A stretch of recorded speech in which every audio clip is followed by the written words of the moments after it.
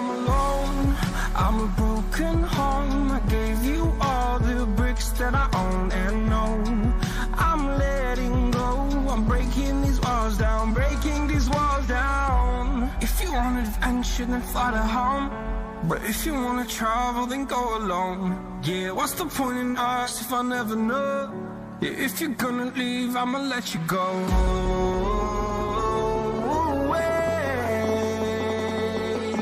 I'm tired of the pain. Go away. I'm tired of dancing.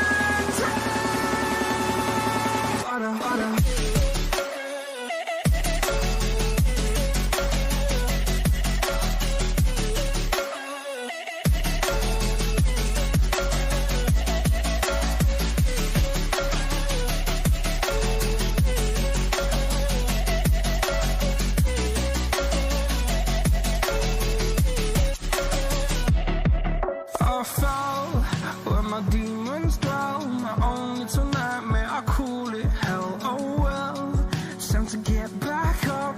Climbing and climbing, I'm done with this ride, is what I tell myself, so I could feel something else.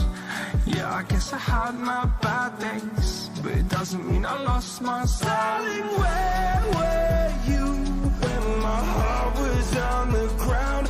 I thought time would prove that you would stick around. I guess time stops down, a king without his crown. Now I'm breaking and you're faking, girl. You never made a sound.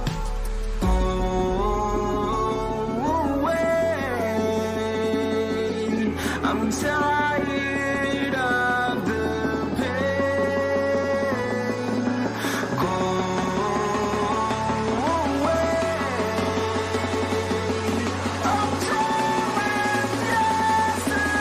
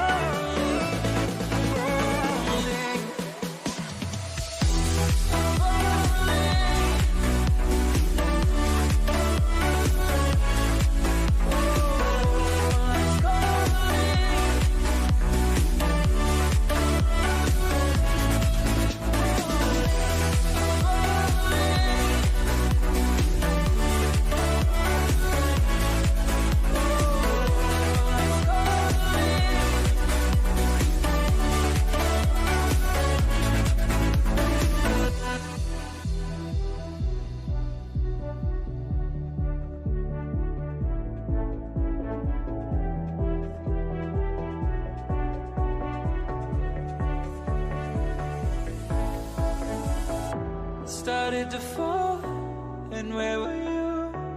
How could I know you were falling too? Grabbing the wind, cutting my skin, but it's hard because I'm falling. Tell me why I'm falling. Oh, life's calling, but it's hard because I'm falling.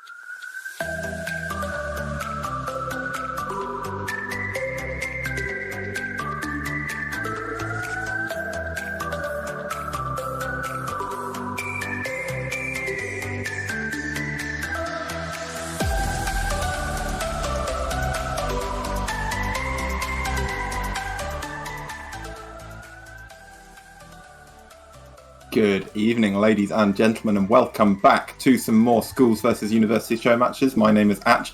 I am joined on the desk by Zappa, Jota, and Ejam. Guys, we've got some fantastic matches to get through tonight. The game one is just about to be ready. We are looking at Luxonate Esports versus the Essex Blades Reloaded.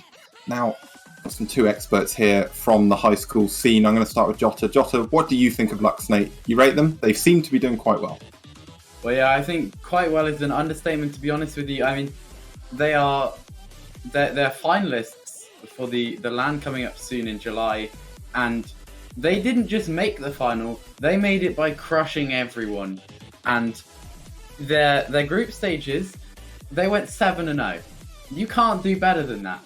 Through the knockouts, they got plenty of sweeps too. So they have looked brilliant. They've looked the team to beat in the scene, and these are not just easy teams that they've been smashing aside in the high school scene either. So I'm expecting big things from them. And a little inside tip that I've seen is that I do have them as friends on Steam, and they've all been on Rocket League for about 3 hours now. So they're definitely taking this seriously, and they're definitely coming in warmed up. Well, I'm sure that'll help them. Zappa, I shall throw the floor to you here. Obviously, we've heard lots of praise, nothing but praise, you might say, for Luxonate there. Is that something you can back? Do you reckon they're going to do well tonight? Well, I was also going to say that, of course, Luxonate are a fantastic team and they're here for a reason. I feel like Jota laid it on a bit thick. They are a fantastic team, but I'll be the bad cop. I'm buddied up with them, so I'll bring them down a peg.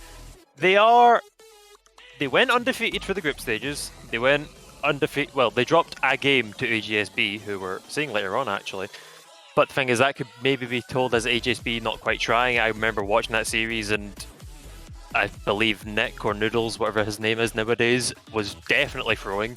And Luxonate were attempting to score whatever shot they could. Since then, they have had 2 easy sweeps, you could say, against Alva and Farnborough Condors, who we've seen in previous weeks. Fantastic teams, but Luxonate just that step above. They're a great team. They are the perfect mix of, I think, everything. They are solid mechanically, they work great as a team, they know how to rotate well, they all have their certain jobs, which I'm sure we'll see later on, each player taking their preferred role. It's just a matter of can they beat HSB at the LAN finals, which I am very excited for coming up later in July. Yeah, well, we've obviously got both teams playing tonight, not against each other, but it should be a good way to sort of benchmark them, you know, against some teams from the university scene. Both teams playing 2 matches tonight. We're following that format we've had this past couple of weeks. We'll have one potentially slightly easier match, one potentially slightly harder match coming up for them second. Now, Ejam, Essex Blades Reloaded. This is the Essex B team. The Essex Blades themselves did very well in NSE. This is a top-tier Southern Regional side, so not quite in that National League. What do you reckon for them? Do you reckon it's going to be something they can make a proper fist out of, or is it going to be a tough night for them? I think the arguments made last week was having that university experience. I always would actually favour over what the high schools have. However, a team going 7-0 in groups, making it to the final, that's something that can't be ignored. It doesn't matter what age they are, it doesn't matter what experience they have. A finals team is something that should always be feared. I think the Essex will struggle a lot here tonight. I think Luxnate will have a good showing in this first series against Essex. Yeah, I mean, I can't help but agree. It's like you say, the experience usually for the uni team is very, very useful. And if this was Essex A, I think, Luxnate would be having quite the challenge ahead of them. And we'll see them, in fact, take on the UEA Blue Jays after this series, which I think will be a real sort of pivotal moment for them. We've got, obviously, a couple of these guys, I believe, coming to university this coming year. I believe, in fact, Awesome S is going to my home University of Durham. So it'd be interesting, people watching at home as they have been these last couple of weeks, to have a look at, what kind of players they might be getting. This is the cream of the crop from the high school scene tonight across Luxnate and AGSB. So it'd be very, very interesting. I think probably just about time to get into our predictions. I'll kick us off because, I'm egotistical like that. And I cannot see, much as I love Essex B, and I think they're a very solid, university side, I can't see them taking much out of this series against Luxnate here. Luxnate, like Josh has pointed out already, seem to be prepared. They've been playing quite a while so far today. There's not going to be much chance of them getting caught cold, I don't think, and I think that will show in this series. I think we could even potentially see a sweep. And I'm going to come straight to you, Jota. Do you agree? What do you reckon about this series? Yeah, well, we always talk about with Luxnate and high school scene, we talk about them, they just get the job done when it matters. In a big series, they always get across the line, and I've got to back them here. I've doubted them a couple of times before, and it's never gone well for me on a desk. So I'm actually going to give this to them 3-0. Okay, 2 clean sweeps there. Now, Zappa, I'm coming to you next. Have we got another clean sweep? Do you reckon Essex are going to pull off a shock victory here? Well, my past prediction votes, I have always voted for the high school team as the somewhat representative, I suppose. So seems fair. I feel like not only based on my previous predictions, but just in terms of who I think would win anyway, I'm also going to have to go with Luxnate. I don't know if I can predict a sweep just because I don't know Essex that well, but apparently everyone else does. So I wouldn't be that surprised to see Luxnate storm off here. Well, that is a strong start from the desk so far. Ejam, round us out. Do you reckon that this is going to be clean on the desk and on the pitch for Luxnate? I do. I think Luxnate, similar to Jota, are going to take the series 3-0. I think just they have a lot of momentum coming in from the high school scene, and I think they're really going to make Essex struggle here tonight. So it would be nice to see if Essex can sort of go against what we're all saying against them. Casper's curse, we saw that a lot last week. But the high school teams that performed extremely well last week, I think they're going to do it at the start of today. There is only one way to find out. An entire desk predicting Luxnate to win. Will the pressure get to them? Let's find out. I'm going to pass you over now to our casters for this first match. Luxnate against Essex Blades Reloaded. The Senate, take it away. Thanks very much. Yeah, we've got our first exciting matchup, Luxnate versus Essex. I'm definitely excited to see this one. Could be a bit of an interesting one, could be a bit one-sided. We'll have to see. Well, what do you think about this, Zappa? Yeah, of course. As me and Jota mentioned, Luxnate are a very, very dominant side in the high school scene. Have been for a while. Performed throughout the last year season. Sadly, couldn't. I believe got knocked out in the semis against, I think, the Sunderland Series, who went on to win it all, including beating my team, Saj, in the chat. But yeah, Lux, since that day of getting knocked out in the semis, they've grown into a formidable force. After that season ended, there was the All-Star Showdown where all of the best teams from that season got invited back. Everyone played against each other one more time. And Luxnate, from getting knocked out in the semis against the Sunderland Series, came through and I think just completely smashed out the entire tournament. I remember for sure that they went against the Sunderland Sears, who were very confident that they were going to 3-0 everyone in the tournament, got matched up against Lux, and I believe not the losers bracket, got 3-0'd, met them again either in the losers bracket or in the grand finals, and got smashed again. So Luxonate since then definitely improved, and it's definitely going to be a good showing whether they are good enough to compete against some of the top uni talent here. Yeah, well, our first game is underway, and it looks like fairly even start. Flame nearly getting a shot off towards the blue end there, but yeah, I mean, who are the highlight players on this Luxonate team for you?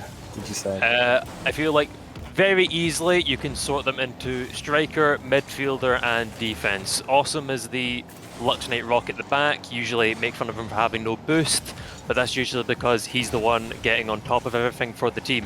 Sushi, as we can see here, the striker, the one usually setting up the solo plays, trying to put pressure on the defense. Tommy, easily the midfield man, I'd say. He's always there covering for the attacks that Sushi can't quite get, making things less awkward for Awesome. He's the one that's kind of controlling the midfield, keeping possession for Luxonate and keeping the opposing defense on their toes. So it's very much a case of all of that coming together. And as I say that, assist from Tommy, goal from Sushi. Maybe not the best save from Asley, but he was reversing. But yeah, early start for Luxonate, 1 goal. Yeah, and only 1 minute and 10 seconds into the first game. I mean, you know, it's not a they're not coming out super hard. We're not seeing the most maybe mechanical game so far right off the bat. But again, it's looking like Luxonate should have this one. Well, but there's still so much time left to see, and the question is, can Essex adapt to what Luxonate want to do? Absolutely. Their first decent attack coming through here, but also clinging to the midfield, but only as far as Asley pops to the ceiling, goes up for it. Can he get the second? He can, but it fakes out Sushi. Tommy's had to pick up the pieces. Can't get the fifth with Flame, bouncing back into the middle, but no one on Essex chasing after. Maybe they thought it was a dead ball and decided to give away possession to the Luxonate side. Ball goes forward. Asley trying to get it back in, but Flame will take the job off him. Sushi popping it over his own goal to Awesome. Hits it forward, finds Tommy. Soft touch towards goal, maybe potentially going for a ground pinch or something, but not the hit he was looking for. But Awesome tapped at the Sushi. Sushi off the backboard, Awesome lingering, didn't jump as early as he may have liked, thinking the keeper had it. But that defensive mistake potentially opens up the door for Luxonate to extend their lead even further. Yeah, they're starting to look a bit comfortable here. They didn't have too many problems on defense when Essex were on the attack for that good 30 seconds. They didn't look worried at all. So more of the same, going forward, perhaps. Yeah, and it'll be very interesting to see which side of a winning Luxonate we see. Luxonate are a team that once they get the lead, definitely get more comfortable in the game, start maybe trying a few more exotic plays, shall we say. So it's a matter of whether they'll convert those chances and actually get them in the goal, or maybe start going for aerials they shouldn't be, letting counter-attacks from Essex play through and allowing the gap to shorten.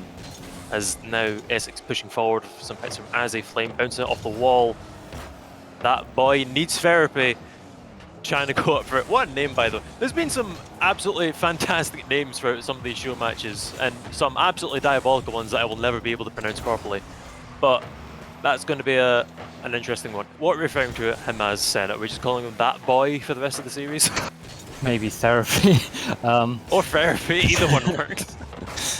Well, I think that boy's reasonable. I mean, it's a long name, but at least we can pronounce it. That's always a bonus. Tommy does get that goal, the third goal for Luxonate there, running away with a bit here. Flame maybe getting a bit caught by his defenders on the rotate, or his teammates, excuse me, and 3-0.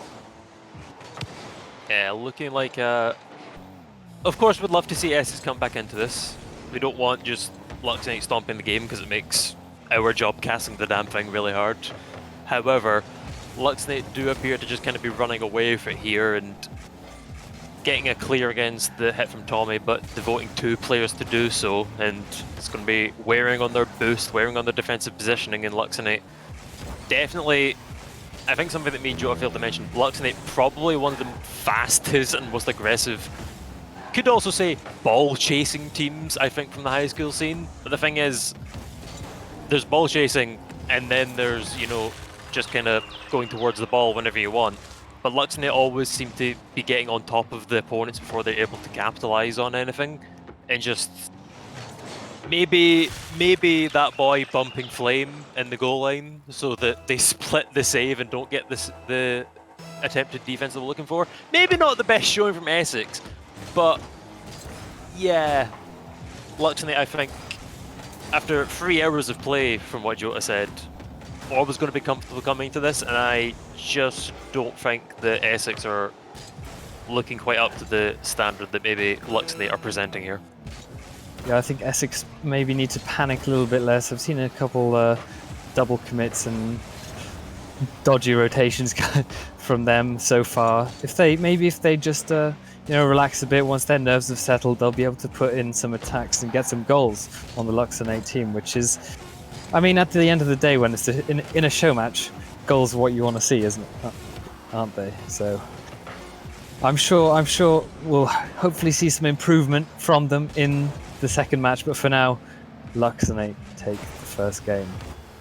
Absolutely, and to make a little bit of an inside joke on something you mentioned a few seconds ago. So you're saying the key for Essex here is to don't panic. Don't panic. Don't panic. That is what Essex need to do. Sigmoid, I know you'll be loving that joke, and for any of the high school scene.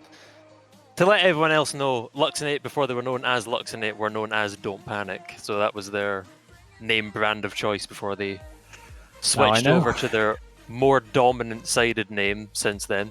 To be fair, since they were called Don't Panic, they won that show match, rebranded to Luxonate, and have just been a dominant force since then. So, you know, maybe if you're getting stomped in your high school or uni games, just change your name, see what happens. Who knows?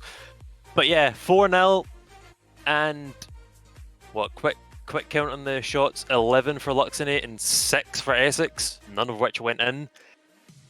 Just the constant pressure from Luxonate, and also the fact that their shots are going in. Some of which, to be fair, were caused by Essex players bumping into each other. So, not fantastic defensive replies we've seen from Essex, but who knows, maybe a quick pep talk and... Can we get it together? Yeah, I don't know. You never know. A pep talk, a massage, new controller, 240Hz monitor. Few hundred extra hours. Few hundred extra hours. I'll be honest, that was a rather dominating performance of Luxonate, and I'm really hoping that it gets a little bit more interesting in the series to come, because yeah, it's going to be a bit of a grind casting this one if Essex can't try and get a control of it and take it to Luxonate here. Or maybe the secret is just the name of the team. Maybe you need to make your team name sound like a sort of an action movie. I mean, would you go to the cinema to watch Luxonate? I don't know. Sounds like a pretty cool thing. It does. I think it's because it ends in 8. It's like something 8, like, I don't know, it's a chemical called sulfate or something. Something with 8 just sounds cool. Anyway, I feel like we're getting a bit distracted. There is a game going on. Asley jumping up, heading it deep to the corner, but Tommy's there to head it back out. That boy misses the aerial, so maybe if he goes to his therapy session, he can learn how to hit balls better in the air. However, for now, he's stuck in the middle of a Rocket League game against a very dominant high school team called Luxonate Esports. So we're popping the ball into the backboard, jumping up, honestly maybe attempting for an own goal. Tommy can't quite get it in, and now Flame is bringing it towards Awesome, but that is a huge 50 back towards. Dushi waits, passes a cross, a shot, a pass, honestly we don't know, but either way, Tommy's there to air dribble it in himself, and from their previous photo performance, Luxonate take the lead once more. Yeah, that's a really, really lovely angle there from Tommy. It's really not easy to hit those. The way he times his flip is just perfection there, and it's so hard to defend. You've got to be sort of in the goal, or just read Tommy's play long before he does it, which is really not something that many people can easily do. And we might be in for a second one here. Sushi, oh, great save there from Asley. That boy does clear it down the field and relieve some of the pressure to the Essex side. Yeah, just Tommy and Awesome both going up for the potential pinch air dribble or something there, and then Sushi as the last man just jumping up without a care in the world trying to get it in. It potentially shows that even though they're 1 goal up, they are 5 goals up in the series currently. Maybe Luxonate are starting to get a bit more comfortable, not maybe taking this as seriously, and who knows, because honestly, with that goal from Tommy, definitely shows they still have the capabilities of scoring, and with a simple bottom left tap in, maybe the gift your game moments are not what Luxonate are going for, and they're just kind of going for a slow, steady lead, maybe? Come on, Lux, you can probably hear me. I know Tommy's probably watching the stream while playing. Get some air dribbles in. Let's get some passing plays or something. See some flip Let's make this resets. interesting.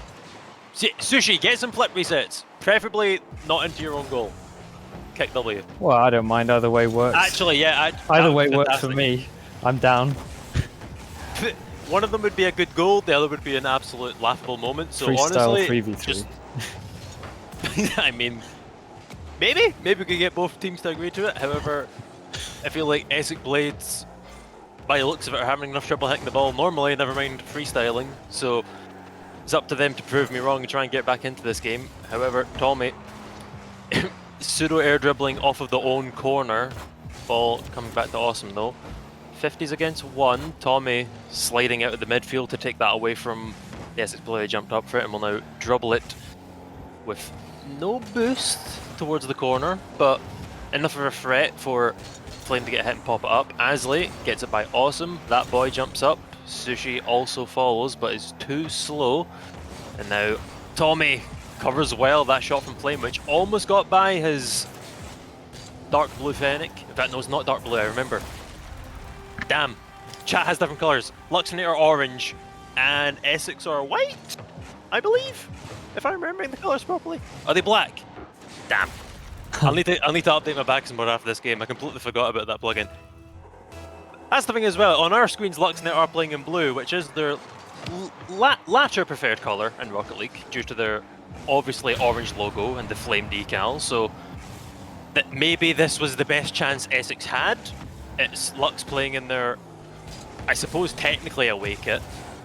It's the only other colour they could have in Rocket League, so it's the second best option they had, but I don't think it's really affecting them too badly as Tommy pops off the backboard, Sushi misses, but It's already third man 4-0. Awesome is there to tap it into the bottom right. And once again, Luxonate, you've shown that you can score against Essex. Start scoring cool goals, please, because other than Sushi potentially almost saving an Awesome shot, there's not really much to talk about that one, is there?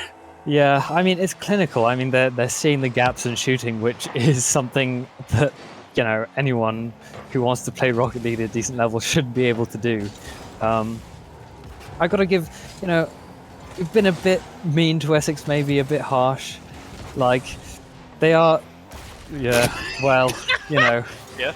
bad timing on that Go one. on. But to be honest, like, they're up against a really, really good team, and they're defending okay. They've had some, you know, they've had some great saves. They've had some moments when they've been really organised at getting it out. You know, I don't want to be completely harsh towards them. They're playing all right. I mean, you know, I wouldn't last. If I was on a team playing against these guys, it would be probably 10-0 by now. So it's not the worst performance. It's just that Luxonate caliber are simply they're going a better team. You know, they're Yeah. just the next, you know, a level up. So it's just a difficult game, really. I suppose, yeah. I'm sure Essex are a fantastic team in their own uni standards. However, they are going against one of the LAN finalists and a unbeaten run to make it there in the form of Luxonate. Only dropping one game throughout their entire run into the LAN, which was against the AGSB, who are their fellow finalists, who we'll be seeing later on in the stream. So, yeah, the improvements we've seen from Luxonate and AGSB throughout the British esports season definitely shows that it's not just a case of, oh, these players just happen to be good at Rocket League.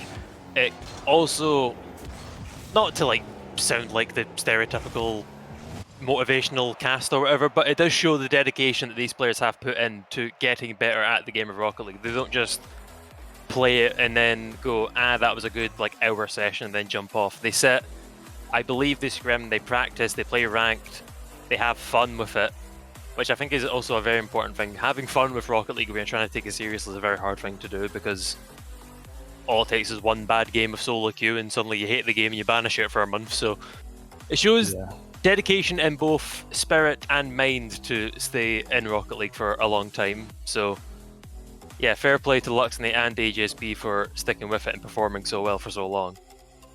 Yeah, it's very easy to burn out when it comes to Rocket League, just doing, grinding day in, day out, doing a lot of ranked and that kind of thing, scrims.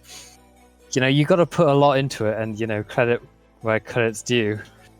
Luxnate clearly have put in a lot of work, and they've become a very dominant team, especially in this game. Be interesting to see how they do in their next game, but for now, we have game 3. Yes, we do.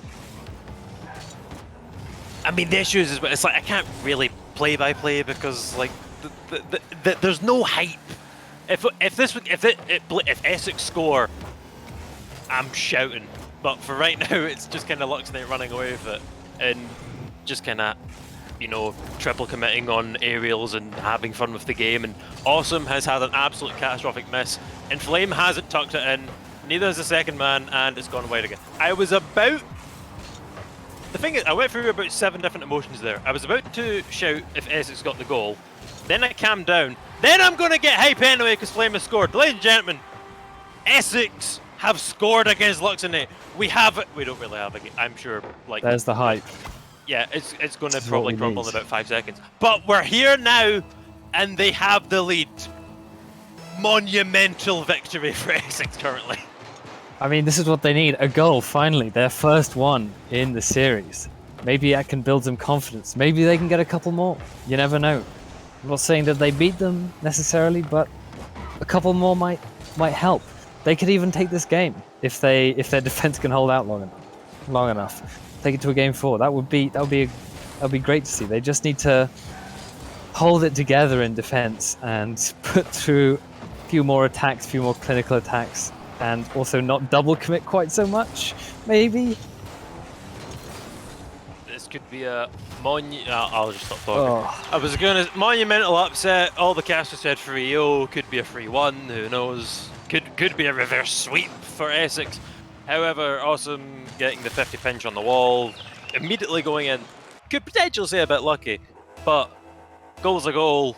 Luxnate tied it up, and now Essex, after everything they've worked so hard to do, it's kind of just all crumbled, and once again they are in equal footing with Luxnate. It's a reset. It's just a 3.5 minute game from here on out. Yeah, it's 0-0. It's 0-0 basically. So if they could just reset, maybe they can get another goal, and it could be another one. Tommy with a good save, but yeah, what can you say really? I suppose we can say, come on Essex, unbiased casting. Made the prediction that Luxnate would 3-0 sweep, but that doesn't mean I want it to happen, because that means that me and Senna have less fun on the casting desk. So, come on Essex, take it to Luxnate, score some more goals, potentially take a game off them, if not the series. That would... In fact, maybe don't do that, because Luxnate might go have a cry about it and then forget they have a second game. However, Awesome, save off the line from Flame shot. Chommy goes up into the corner, gets the double touch to keep the possession a little bit more, gets one more hit, and fantastic shot. Even better save from that boy.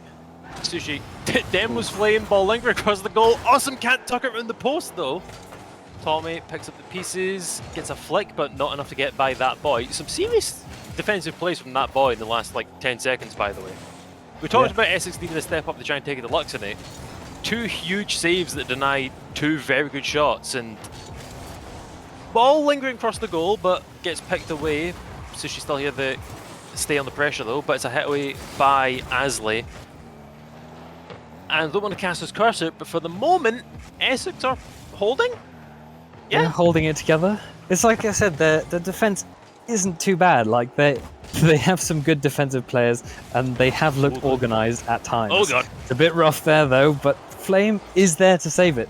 Can they convert this? It doesn't look like it. Awesome is going to take it down the field with an air dribble, or the fake. No. Oh no! that hurt. That hurt.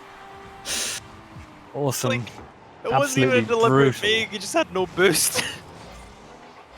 Oh, the dink off the crossbar.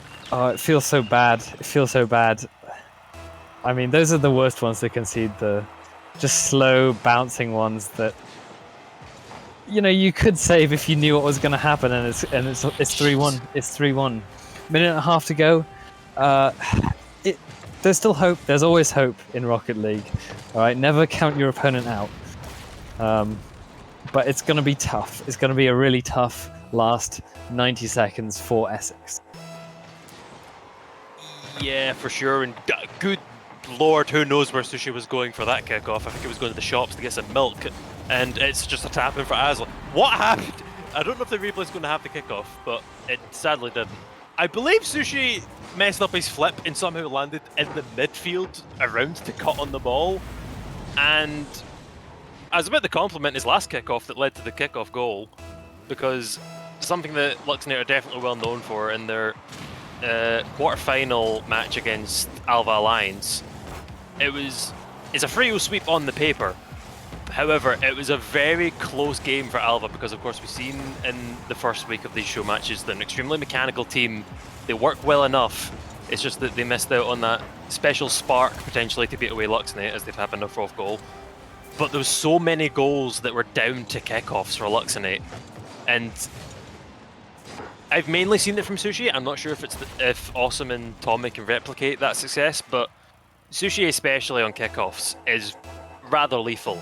Maybe not the last one that led to the kickoff goal for Essex, but for example, here we see Tommy take a kickoff and just immediately goes to the right corner, and Luxnett have the pressure. They have the mid boosts, and Sushi pops towards goal, forces boost used from Asley, and it's just like all these small things where if you pay attention to it, it's causing boost management and rotational errors from Essex. And again, people can mark it down as ball chasing if they want, but if it works, it works. So yeah, absolutely. I did on that last goal, I did see a cheeky flip reset coming in from, I think it was Tommy. So maybe they are listening. Maybe they, well, not quite a flip reset goal, but at least they did try. Not all just kickoff goals and just straight up regular shots. Trying to do a few mechanical things, and that's what you love to see. 10 seconds left on the clock, and it does look like it's going to be going towards a 3-0 for Luxnett. Yes, indeed. Oh, it's still up. It's still up, but not anymore. Well, GG Luxnett taking that very cleanly, only conceding 2 goals, and both in the last game. Yeah, what do you think we can take away from that going into their next matchup? I mean, honestly, I have no idea, because I can't remember who it was last week that talked about it.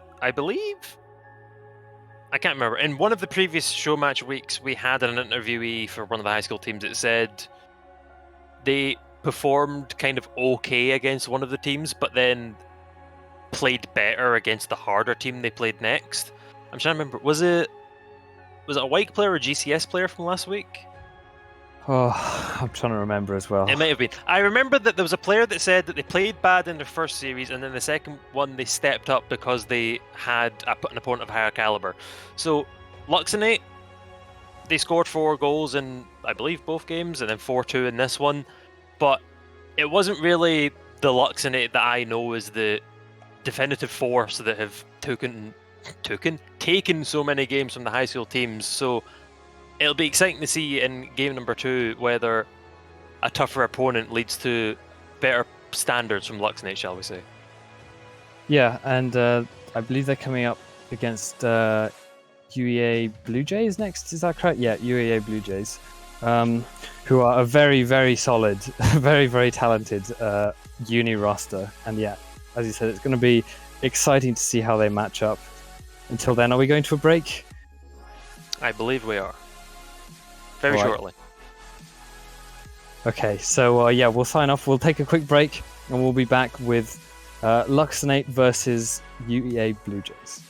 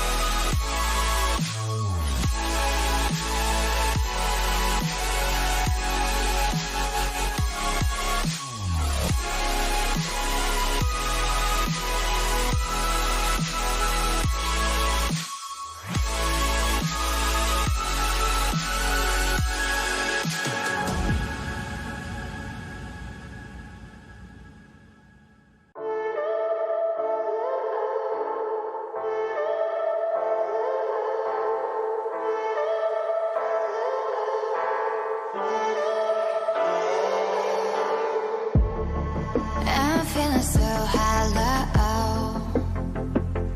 Don't you know? Don't you know?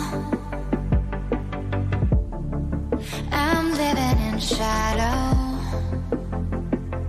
Don't you know?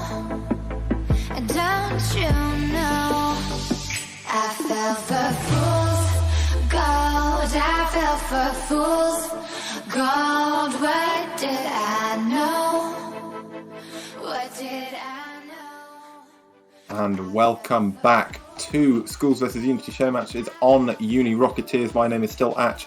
I am still joined by my lovely panel of Zappa, Jota and the Senate coming back off that cast. Senate, we all called it a clean sweep. It looked pretty clean to us. What did you take from that match?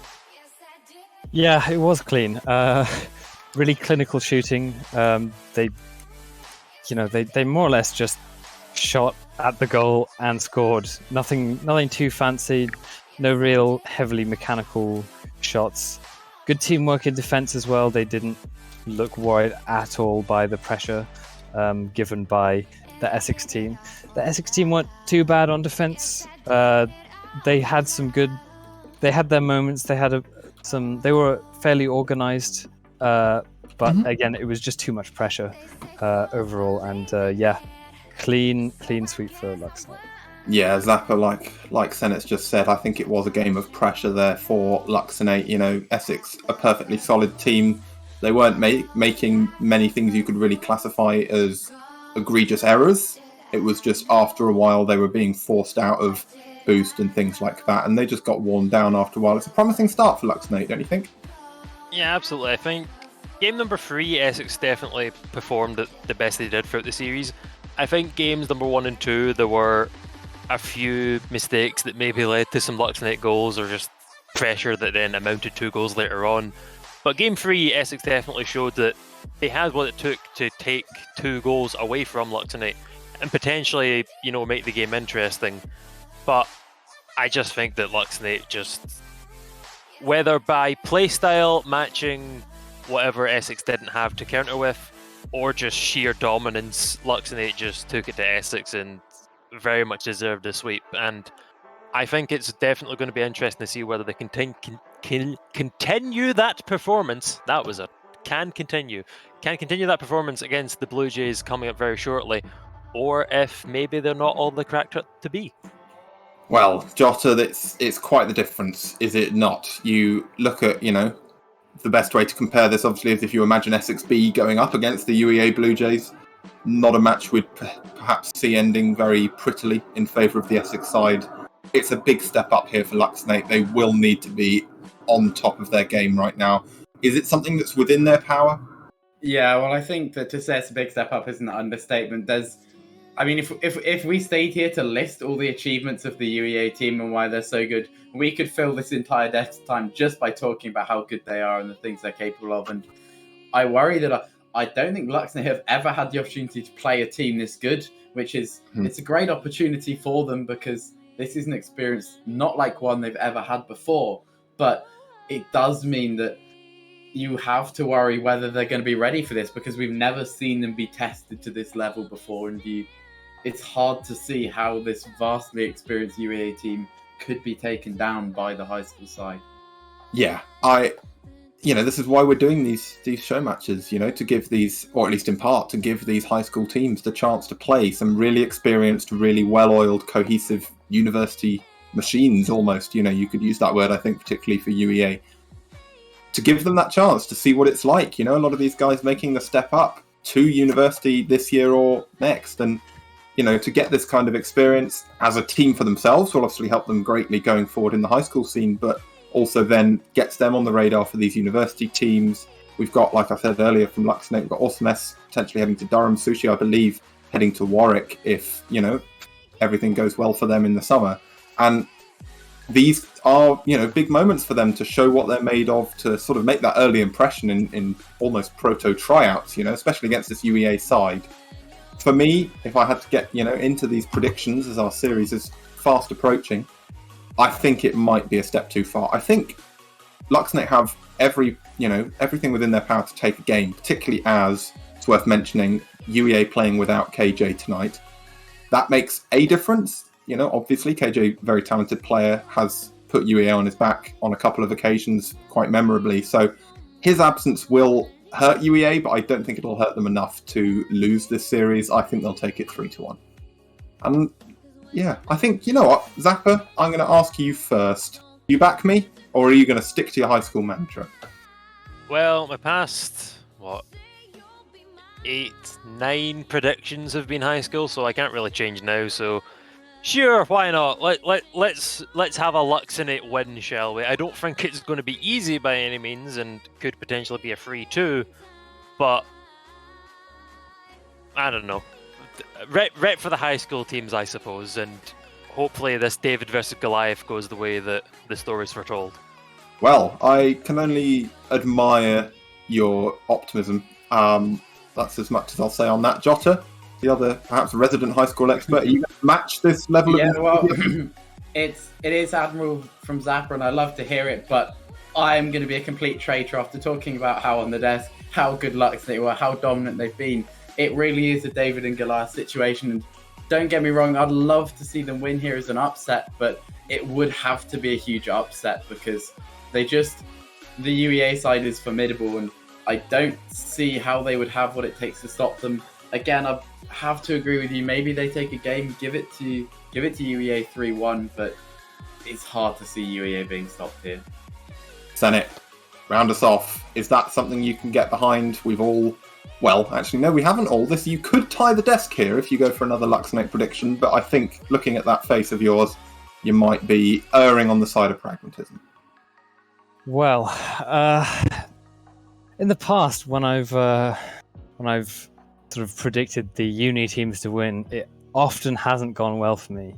I feel like the school teams have done very, very well overall in these show matches. But having said that, I gotta go for UEA. I think they're just the more experienced and better team. They're a top tier, team in NSE. They've just had a brilliant season. I can't see them losing.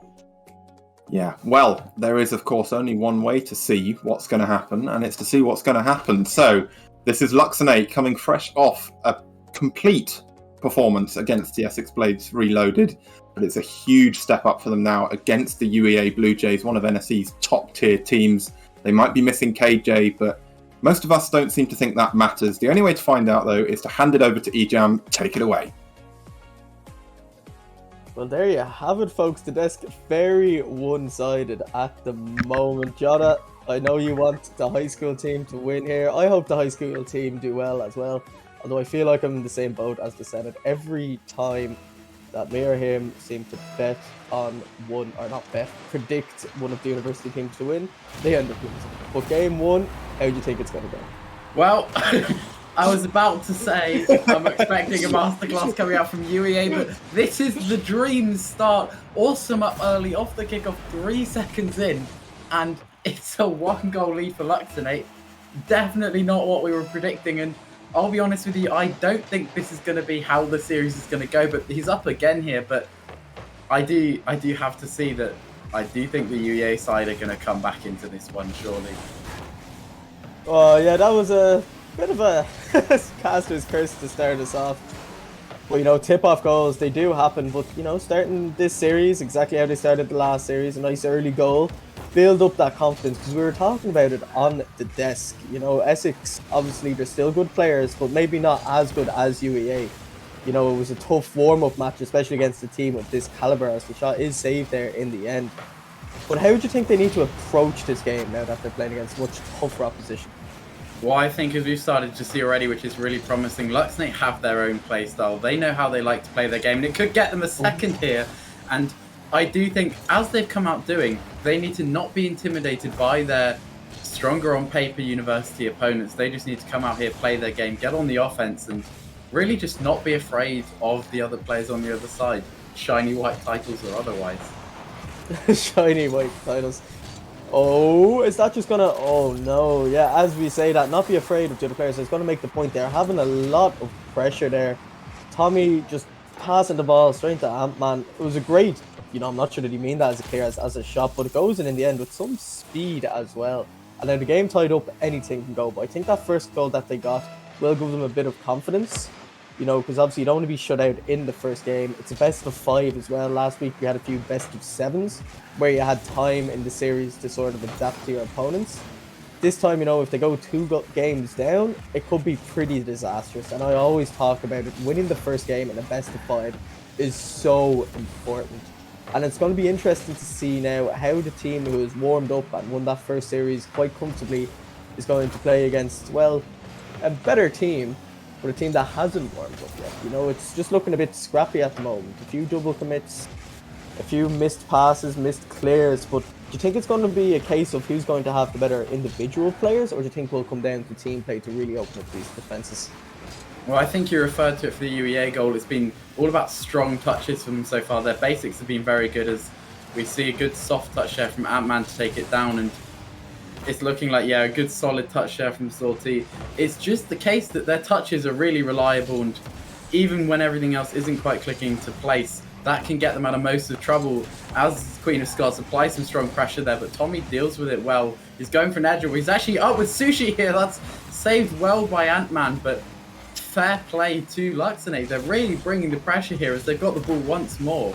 They got it under possession, but Ant-Man with another strong clear here, but UEA can't hold on to the ball, and it's a good shot from Sushi. Queen of Scots can't get up in time. He's got a strong hit on it, but he could not get it over the bar, and we've got a 2-1 lead here.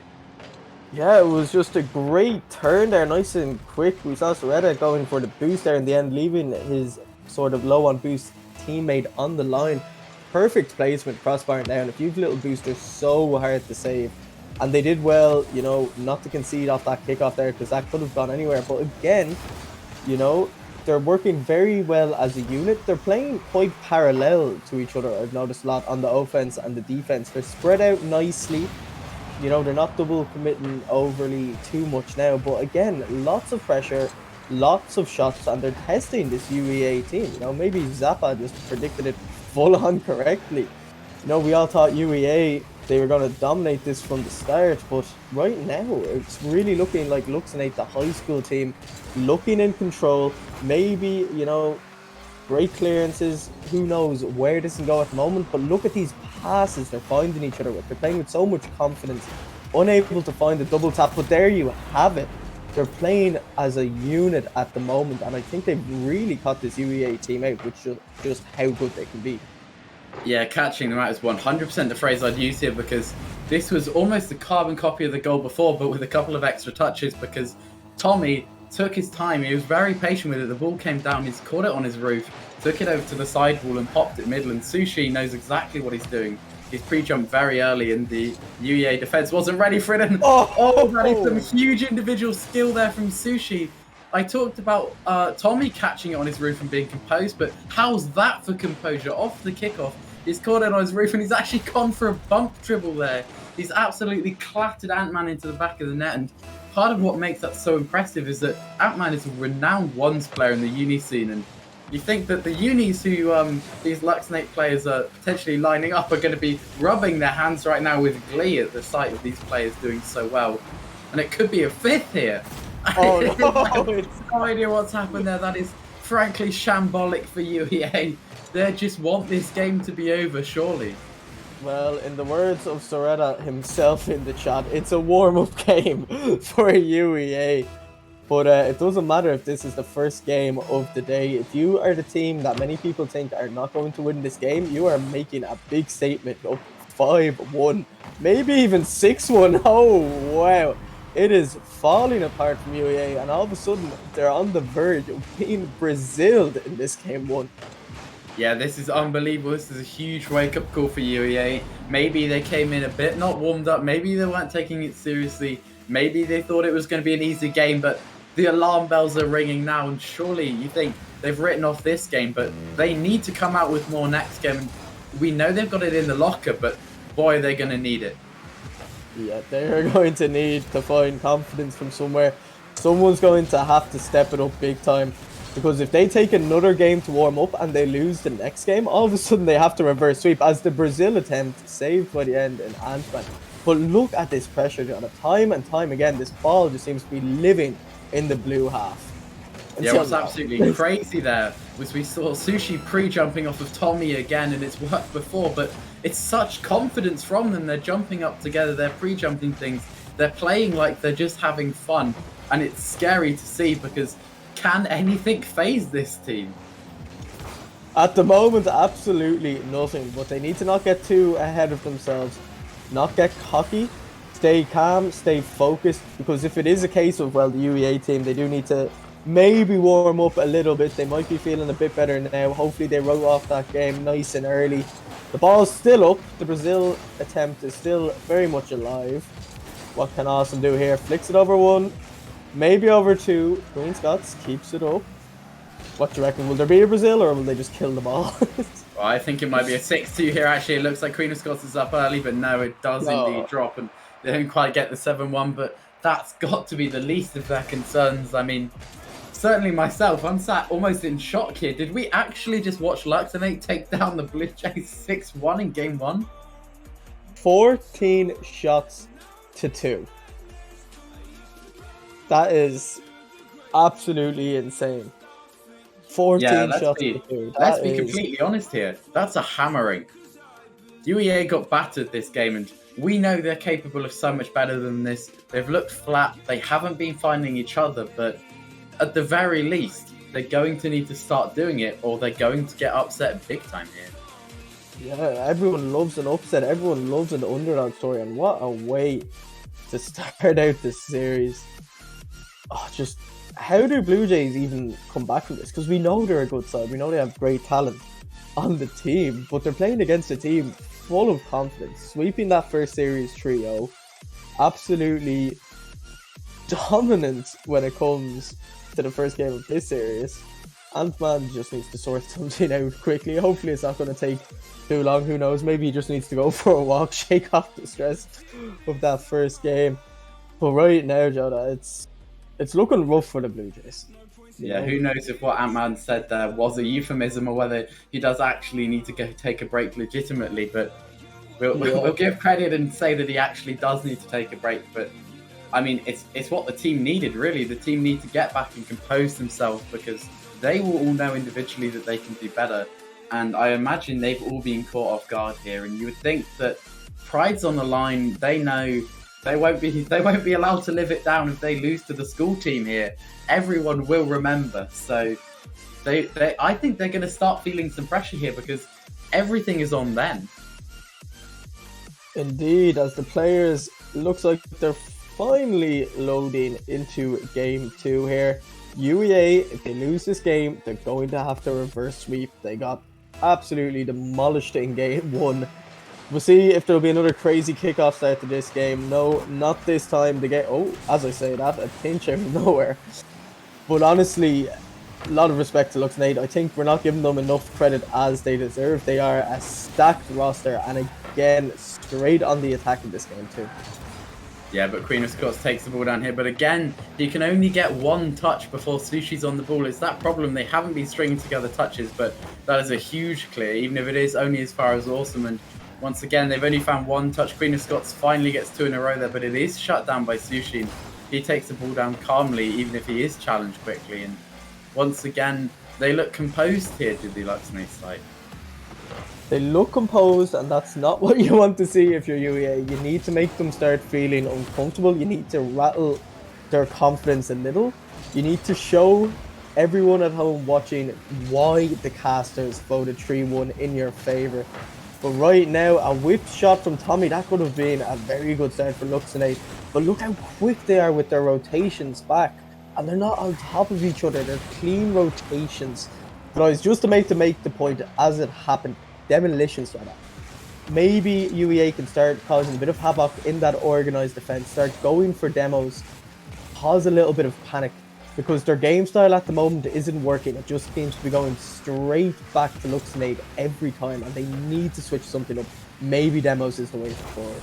Yeah, exactly. Luxnate look comfortable, and that's the last thing they need. But finally, I mean, there was a bit of a bump on the line there, and Sushi was forced to make a last-ditch save there to keep it out. It's only as far as Tommy, but he can only get it to Queen of Scots. It looks like finally some sustained pressure might be coming out from UEA as Queen of Scots takes the ball down, dribbles it across the backboard. He gets another touch middle and another demo coming in here. This is starting to get something going for UEA. It's a good cut in from Ant-Man. That could be it. It's a lovely shot there. Zorti takes his time with it and he's just dangled in the air. He's let Tommy jump. Tommy's jumped early and it looks like, yeah, it's just gone behind him, slowly rolled into the corner. Maybe it was intentional, maybe it wasn't. I'm going to give him the benefit of the doubt and say he meant to put that behind him, and that's huge for the UEA side just to get a goal under their belt here, because of course we saw Tommy had 2 or 3 really good chances and he could have another, but that's a huge bump. And are they going to be sat there ruining their chances that they missed in the first couple of minutes, because this could have easily been a first goal to Lux. But again, now they can only get half chances here, and it looks like UEA is surviving and holding on and consolidating their lead. Yeah, the defense looking a little more shaky now since they start to go for bumps, go for demos. It is working.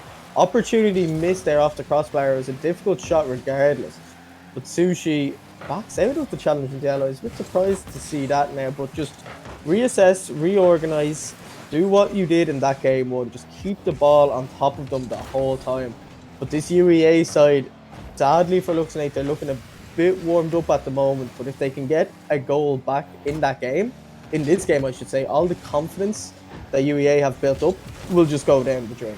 Because you need to remember they won that first game 6-1. They don't want to think about another thrashing, and they certainly do not want to take another thrashing. So I feel like their way back into this game is if they get the next goal, I have a feeling they could just potentially run away with the series altogether. I think would kill the confidence. But for now, again, very back and forth Rocket League. The ball, not really finding any key passes. And the demolitions have calmed down now. So we'll see just as, last 90 seconds of this game what will happen? Which team will be braver?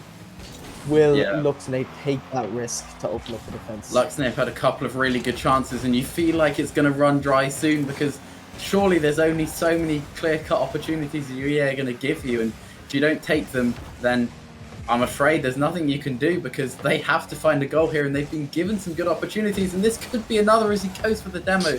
But Ant-Man comes and bails out Queen of Scots in a scary situation there, but the thing with this UEA side is they're all so good individually. Whenever one of them gets the ball on their roof, you're scared that they're going to go around all three, but it hasn't quite come to fruition here, even if they are sitting 1 goal up. But once again, they've been defending a lot better this game. I mean, there was a lot of hammering of the backboard from Luxnate in game 1, but they've been on it so quickly here. And again, it looks like it's been a pass cut out there, and this could be an opportunity for a second, but Zorti doesn't get a clean connection. Ant-Man's following up, and Sushi's forced to find another save, and there's only one way. There's only one way to keep. I was gonna say with a 1 goal lead, there's only one way to hold on to it, and that's aggression. And sure enough, that's what they've been doing.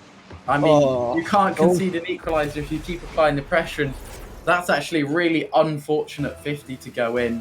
You feel bad for Sushi, but it did seem almost inevitable with all the chances that were being hammered down there by UEA. Funny enough, we say that, but the shot count at the moment is 6-4 in the favour of Luxnate. Luxnate, again, having more shots, but they haven't been as clinical this game, and I think their finishing has hurt them a little bit. But UEA now definitely warmed up. I think the scorelines could have been more for either team here in terms of goals. Chances weren't being taken, but they tied the series up now. No way back. And Joe, do you think this series, do you think the Blue Jays now might just run away with it? Or do you still think Luxnate have a great chance of coming back in this next game?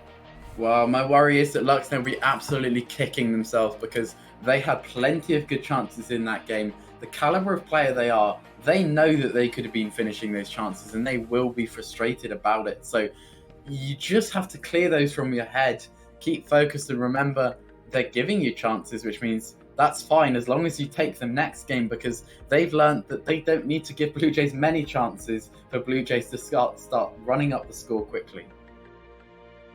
It's going to be interesting here now, of course. In a best of 5, the winner of this game, they're going to be on match point. So that'll carry a lot of momentum going into that game 4. We'll see now, will there be another crazy kickoff? What's going to happen? Who's going to get early leads? Because it just feels it's very back and forward at the moment. You can't really tell which team is going to take the lead. But as we're loaded into Neo Tokyo now, just waiting for all players to connect. And Joda, how do you think this is going to go? Do you think the desk was right with their 3-1 predictions towards the Blue Jays here? Or do you think Luxnate, think they're going to do everyone a favour and win this game? Well, again, I'd love to support Luxnate, but I said it so confidently on the desk, I feel I have to stick by it almost, and they've been getting better and better as time goes on, and you feel UEA maybe still have another gear. We haven't seen any of the crazy solo plays, but talking of crazy solo plays, Sushi nearly finds a brilliant one there. Awesome forces a triple commit on the backboard, and this is the dream start from Luxnate as they're getting more pressure on, but now Zorti is the one up on the backboard, and there aren't any Lux players up, so this could be trouble, but it looks like the UEA players have started cautiously in this game.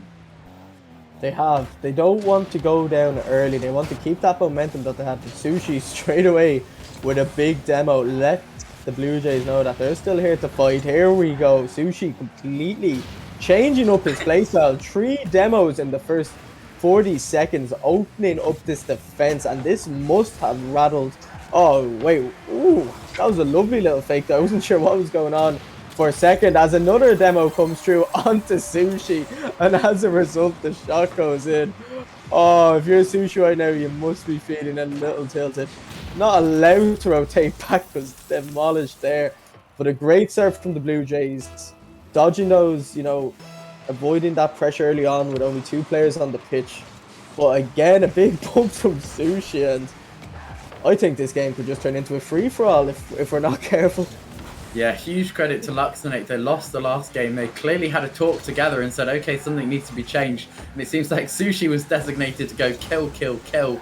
And he's left a real stamp on the start of the game. It looks like with 3 demos, but huge credit to UEA. It hasn't phased them at all. They got a couple demos back and a strong goal there. And play for the goal just came from some good mechanics for a double tap off the wall, and then they kept the pressure up. They sustained it. One demo was then all it took to take out the last defender. So they said, okay, you want to try demo plays, demo 3 of our players. We're only going to demo 1 of yours, but he's the only one who can save it. So good luck. That's exactly what I was looking at. Aerial bump now coming through as well. It's very hard to tell. Just the difference between this and game 1 is astronomical. Just the way the teams are playing, as it looks a bit open in the defense now. Tommy does well to get back. Sushi out of boost, decides to leave it. But it looks like the Blue Jays, they're a lot more comfortable than that game 1 performance that we saw. You wouldn't have thought they lost that game 6-1 as he... Oh, what a finish. And watch now in the replay, Jota, as Ant-Man rushes to the left-hand side of the post to block the defender coming in to save it. Just trying to cut him off there, slows him down. Brilliant awareness there. Altogether. Yeah, it's easy to miss that bump and think that maybe that's just a defensive error and they left a gap in their defense, but they didn't. It was a confident pre-jump from Ant-Man, I believe it was, did you say? Yes, it was indeed Ant-Man. He jumped up confidently. He's got brilliant mechanics. He decided to showcase them there with a clean pre-flip to get to the ball. He's put it in the bottom corner and followed up with the bump, and that's the touch of class. Maybe Luxonate aren't ready for it because they're not used to players who can do that sort of thing to them. They have to adapt because, you know, Ant-Man has the ability to do that again. We've seen him do it multiple times before, and he can do it multiple times again. So they're going to have to work out how to deal with these scary solo plays, as there's another strong attack here from UE as the ball just trickles around the front post. It looks like a ceiling shot attempt maybe here from Zorti, but Sushi does go up confidently and block that one out at least. He does, and now a bit of transition here, but again, look how quick the Blue Jays are. A little bit of a passing play. What can Ant-Man do to finish it off? Flip reset, maybe? No, decides to fake it out.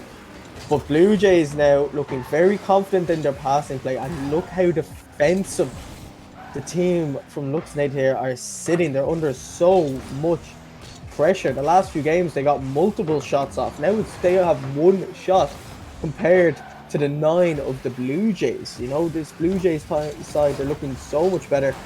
Finally, Luxonate having a little bit of pressure, but I think this game has just been completely dominated by the Blue Jays. And, you know, these shots, you see them coming in again, there's no conviction in them. They're going in slowly. Defense has a lot of time to sort themselves out, and the demos coming out of defense as well. Jonah, this must be so frustrating to deal with, especially after that game 1 performance. Yeah, Luxonate just can't catch a break here. We talked about individual skill, and this is an absolutely beautiful flip from Zorti. It's a great catch as that's coming down from the wall. He's at an awkward angle. He's on the sidewall, but he comes down, collects it on his roof, and in one clean, quick motion, he gets that flick away so quickly. And again, Luxonate just can't catch a break between the demos, the boost steals, the great plays from UEA. Suddenly, the game has stepped up a tier in speed, and they're going to have to step up to match it if they want a chance here going into the next game, because as the clock runs down here, if any goal's going to happen, it looks like a 4th for UEA, not any comeback attempts, as it's good defensive play there from Queen of Scots. And then they start to transition out once more. We see the UEA players looking for each other with passes. It wasn't something we're seeing in game 1, but they're really looking comfortable now. So it's a great infield attempt by Queen of Scots. Doesn't quite find his man, but again, they keep the ball. They're going for a ceiling shot here. It could be enough, but Tommy gets up well for it. But still, he's made another great save, but it's only as far as Ant-Man, and he's going to carry it up. Goes for a beautiful pass to Queen of Scots. They found the bar, but they somehow still got the ball here. They've gone for shot after shot, and they're still on the ball. And they've been starving the boost this whole time. So Luxonate, they finally get some play, but you see Sushi, who's got nothing. What can he do with this with no boost? The answer is nothing, and they're just being squashed here, unfortunately. Yeah, it was just great management skills from the Blue Jays in the end, and 2-1 up in this series now means match point for the university side. If you're a high school fan right now, something needs to change in Luxonate. We know they have the talent, we know they're capable of great things. Sushi just needs to restart something quickly by the looks of things, so no immediate rush into this game for a chance for the teams to sit down. If you're Blue Jays right now, how do we close this series out? It's quite simple. You just, do exactly what they did the last 2 games. But if you're Luxonate, how do you get that confidence back to win 6-1?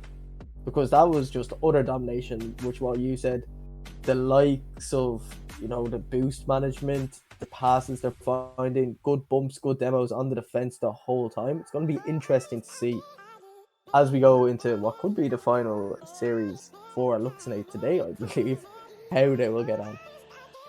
Yeah, this is the final series for Luxonate, unfortunately, which means this could be the last game we get to see them in. And we've seen absolute flashes of brilliance.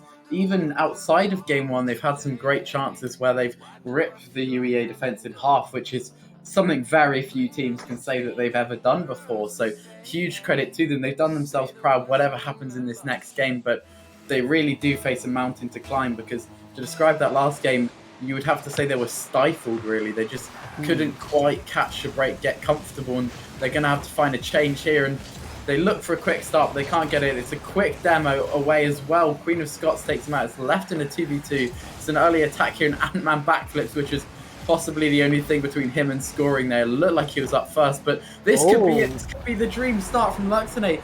That is a brilliant shot from Awesome. This play has come out of nowhere. It's a heavy touch from Queen of Scots. Awesome is just up early. He's got a strong hit on it, and he's found the bottom corner brilliantly. And this is the confident start that they need. You could not ask for anything more as a high school fan. I know, and something I'm finding funny, I'm not sure can you see it on the stream at home, but the chatting between the players I think is hilarious. Every time a goal goes in, there's just a bang in the chat. We saw that a lot in the last game from the uni side, the high school team getting a little bit of revenge there, you know, a bit of mind games.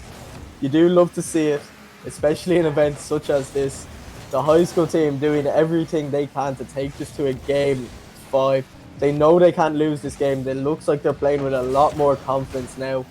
What can the Blue Jays do to shut down that confidence and come back into this game? Yeah, definitely. We love to see a bit of civil banter as long as it stays civil and the only violence is on the pitch, with these constant demos coming out from both sides here. But Sushi's going to try and showcase some of his personal skills. He gets a reset but can't get it very far out. Queen of Scots with a really quick transition here. This is a 1v1 for Ant-Man. This is not a position you want to be in. It's another demo from the UEA side.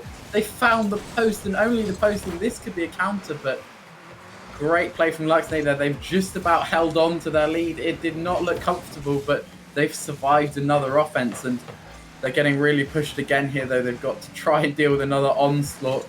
There's just awkward touches here from UEA. It's just little nicks. There's another bump there from Ant-Man to disrupt Tommy. The Zor team gets quickest onto the ball, and they're left scrambling in their corner here. They can't get the ball clear. They're getting lots of touches, but they're not finding any distance, and it's still in their area as Ant-Man comes in, gets bumped out, and finally the ball crosses the halfway line, and we get to see what can they do. But they use all their boost clearing it, and it's just on Ant-Man's roof here, and this could be a quick counter as well. It's a brilliant air dribble, stopped well on the line by Tommy, but it's once again still floating over the box. They were struggling to get the clear, and we've gone from 1v1 to another, and Sushi shows him how it's done. We saw it in game 1. It's another bump dribble from Sushi. Clearly he likes those, and this is one of the best ones players in the uni scene is Ant-Man.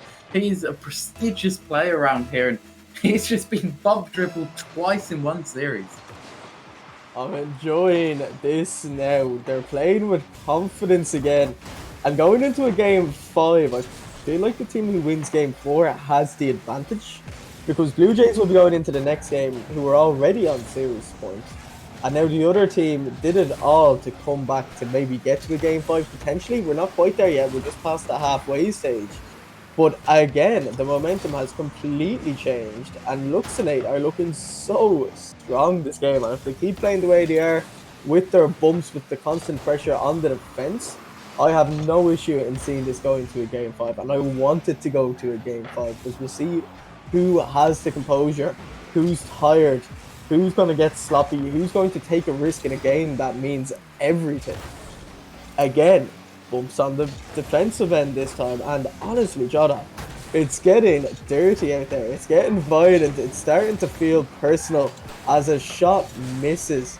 And just how much is that going to affect the confidence of this Blue Jays side, as there's 90 seconds now left in this game? Well, the Blue Jays, I think, very quickly wrote off game one as like some kind of freak accident, and I was slightly worried that that was the case and that actually they were just better. I thought maybe they're just going to turn up the gears and run away with this, but huge credit to Luxonate because UEA have looked better, but they said, okay, you've raised the bar, we're going to match it, what are you going to do now? And they've been hammering on the door, but they can't quite get through as Zorti comes again with another shot. Only as far as Queen of Scots, and they still can't break through the Luxonate defenses. It's an early dunk there. This could be a third, but Ant-Man is up early, and this is really impressive stuff from Luxonate. I did not believe that this is what we'd be seeing, but this could be one back here from Zorti. That is really unfortunate for Luxonate. This was a pull shot pass forwards by Ant-Man. Sushi beats him up to the ball, but he just clatters through Sushi, and somehow the ball finds its way perfectly to Zorti, who's already up because, of course, he is. And he's a great player. He finds the bottom corner perfectly. There is no saving that time. And then now we find ourselves 51 more seconds to hang on for Luxonate. How's your nerves, lads? Gonna hear a fun fact. Go for it. The Blue Jays have 8 shots and 1 goal. Luxonate have 2 shots and 2 goals. So their finishing is a 100% conversion rate. However, their shooting stats, again, looking a bit worrying this game compared to the 14 they got in that game 1 of this series. Yeah, you have to think game 1 was maybe a bit of a freak. It wasn't the best performance from UEA, but fair enough, UEA up to full standard here. And game 2, I believe it was, we questioned their clinicality. We said, if you give UEA chances, they'll finish them. There's your problem. You need to create more chances or get more clinical. And they've scored 2 from 2. You cannot ask for better than that. As it's 0 seconds here, Queen of Scots keeps it up. This could be a 0-second goal. Actually, Zorti finds the corner, but Tommy keeps it up. But only as far as Queen of Scots, who's stretching forward. He tries to keep it up. It goes across field and drops. And oh my gosh, this is what I ask for every time I cast. And we finally got one. It's a game 5. Nobody predicted we'd be here except for maybe Zappa, who's probably laughing smugly right now, maybe not even believing his own prediction is coming true, but we're here. It's game 5. Luxonate versus Blue Jays. There is 5 minutes to go, and whoever takes this is the winner. This is absolutely insane to think that we're at this stage. Everyone was saying, oh, there's such a tougher opposition, the Blue Jays here. Looks like they're really going to struggle. They're shutting everyone on the desk up right now. I'm delighted I wasn't on the panel before this game, because that way my prediction can't be wrong. But I feel like my prediction is a bit like the Senate's prediction. Every time I go for a university team, the high school team seem to win in the end. And what a banging clear that is. Is that just going to drop? No, it's wide in the end. That would have been a great start. But an early goal, if they can find one here, that's going to give them a lot of confidence. How messy is this game going to get down? Because game 5s, some crazy things always happen. Well, this is a huge pressure situation for both sides, really. There's no prize ball on the line, but there is buckets of pride to be at stake here. And you see a good save here from Zorti, but we've seen before it's been a case of great solo plays from both teams. And we find ourselves in that special situation where it's maybe it's one bump dribble from Sushi away, maybe it's one ceiling shot away from the UEA boys. We're one moment of brilliance away from making yourself your team's hero, and we're really sitting on the edge here. It's been a quiet first minute. Last game we saw an early goal come out, but both teams are settling in. Maybe they're more cautious this time, so we see very deep rotate there from UEA as they try and collect the ball, but it only goes as far as Awesome. Battered back into their corner. They try and clear again. That's awkward from Queen of Scots. This is centered high, but Zorti is there first. I believe Awesome got demoed there. And when he was that one who wanted to be in the middle, UEA demoed him. And that's something we've seen all series. That could be the difference here as well, you have to say. It's just so difficult to call. Honestly, I'd be nervous if I were these sets of players right now. Like, look at this, Tommy, confidence to take it in front of his goal line. With the way this game's been going with demos and whatnot, there could have very easily been a defender there trying to chase him, but then end up just demoing him. It's looking messy. Ant-Man, huge boomer off the crossbar, net's open. Awesome, back to defend, and now Tommy, a bit of an opportunity to clear. How important is that save going to be? Because honestly, it's looking like a 1-goal game at the moment. It's so difficult to call. There's a bit of miscommunication on the defense there. Nothing sinister is going to come out of it there. And now Blue Jays, opportunity. Cleared by Sushi and Jota right now. It's so difficult. Who's going to be brave? Who's going to have that first shot again just over the crossbar? Another huge And demo there another from Awesome. wow. I think that was a game-changing demo. He was in with a really good shot there, lining it up. Just as it gets removed from the pitch, and they go on a quick counter, but they can't get anything from it. And I thought for a second here that was the moment. But there have been some careless mistakes from UEA. They had a great opportunity. They didn't get the power on the shot. And we talked about how clinical the Luxnay side were last game. Can they hold their nerves to have that sort of clinicality in the game 5? We don't know yet, because they really haven't even been given a chance halfway through this game. So it's another shot off for UEA. The net is open. Zorti's up and Tommy's across. That was a brilliant opportunity. Another great save. We're seeing Luxnay hold on to the 0-0 here so valiantly as another demo comes out from them to break up the offense. But Queen of Scots is still going. It's middle to Ant-Man. And it's another great pre-jump save. How many more of these can Luxnay keep going as they only break away as far as Ant-Man? They can't hold on to the ball here. It looks like it's going to be another counter-attack from UEA maybe. And how much longer can they keep this up? It's hard to tell. I'm surprised something that the Blue Jays haven't done with all these pre-jump saves and whatnot. It's just fake them. Just try a little fake them out, because we see a lot of double commits going at the moment. You could get an insane clip faking out 2 defenders. That could have been a dangerous ground pinch for Tommy. That would have been great if that went in. Queen Scots right now, arguably the most mouthy in this hobby with the banter between players. What can he do? That's so unfortunate. You hate to see it like that. We were wondering where's the goal going to come from. It's come from a wall clear from Tommy. It was okay, don't get me wrong. That was not a terrible clear, but Ant-Man has found himself right underneath it just as the ball's bounced. He's found his angle around it. And, I mean, you give that shot to him 100 times in training, he's not going to put it better than that. He's put that perfectly top corner. And the defender back just wasn't ready for the placement and the power that came out there. He just caught them off guard. And the goal seemingly has come from nowhere after so many valiant saves from the Luxnay side. They just couldn't keep that one out, and that's a great touch from Zorti. This could be a second goal. That is such finesse from Zorti to find that one. That is some beautiful Rocket League there. You have to give it to him. He's cut that over Sushi. He's turned around and he's dropped the musty over Tommy. That is painful for these poor high school players. What can you do about that? We talked about individual flair. Ice in the veins of Zorti here.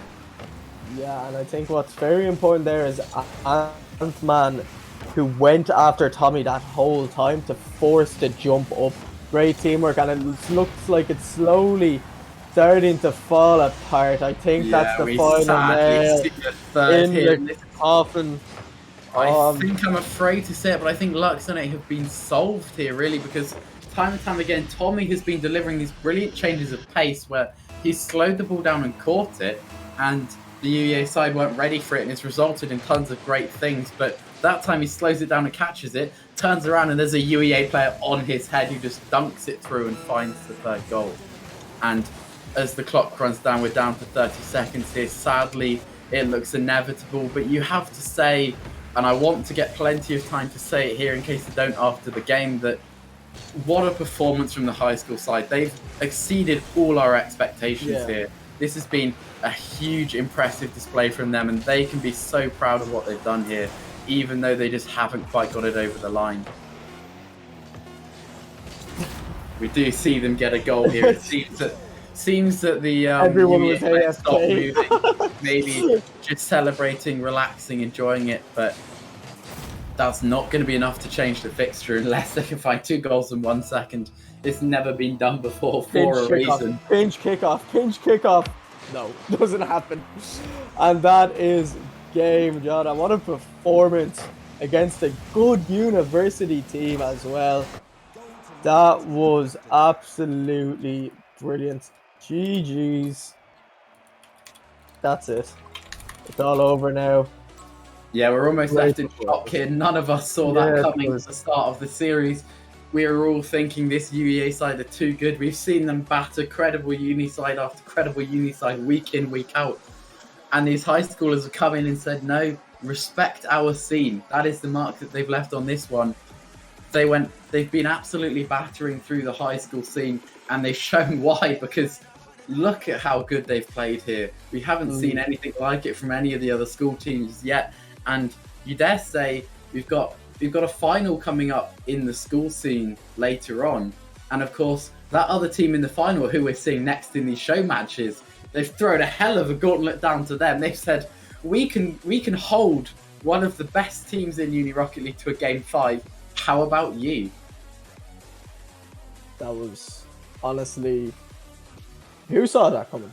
I mean, that was after that game 2-on-3 in particular. I honestly thought the Blue Jays were just going to run away with it.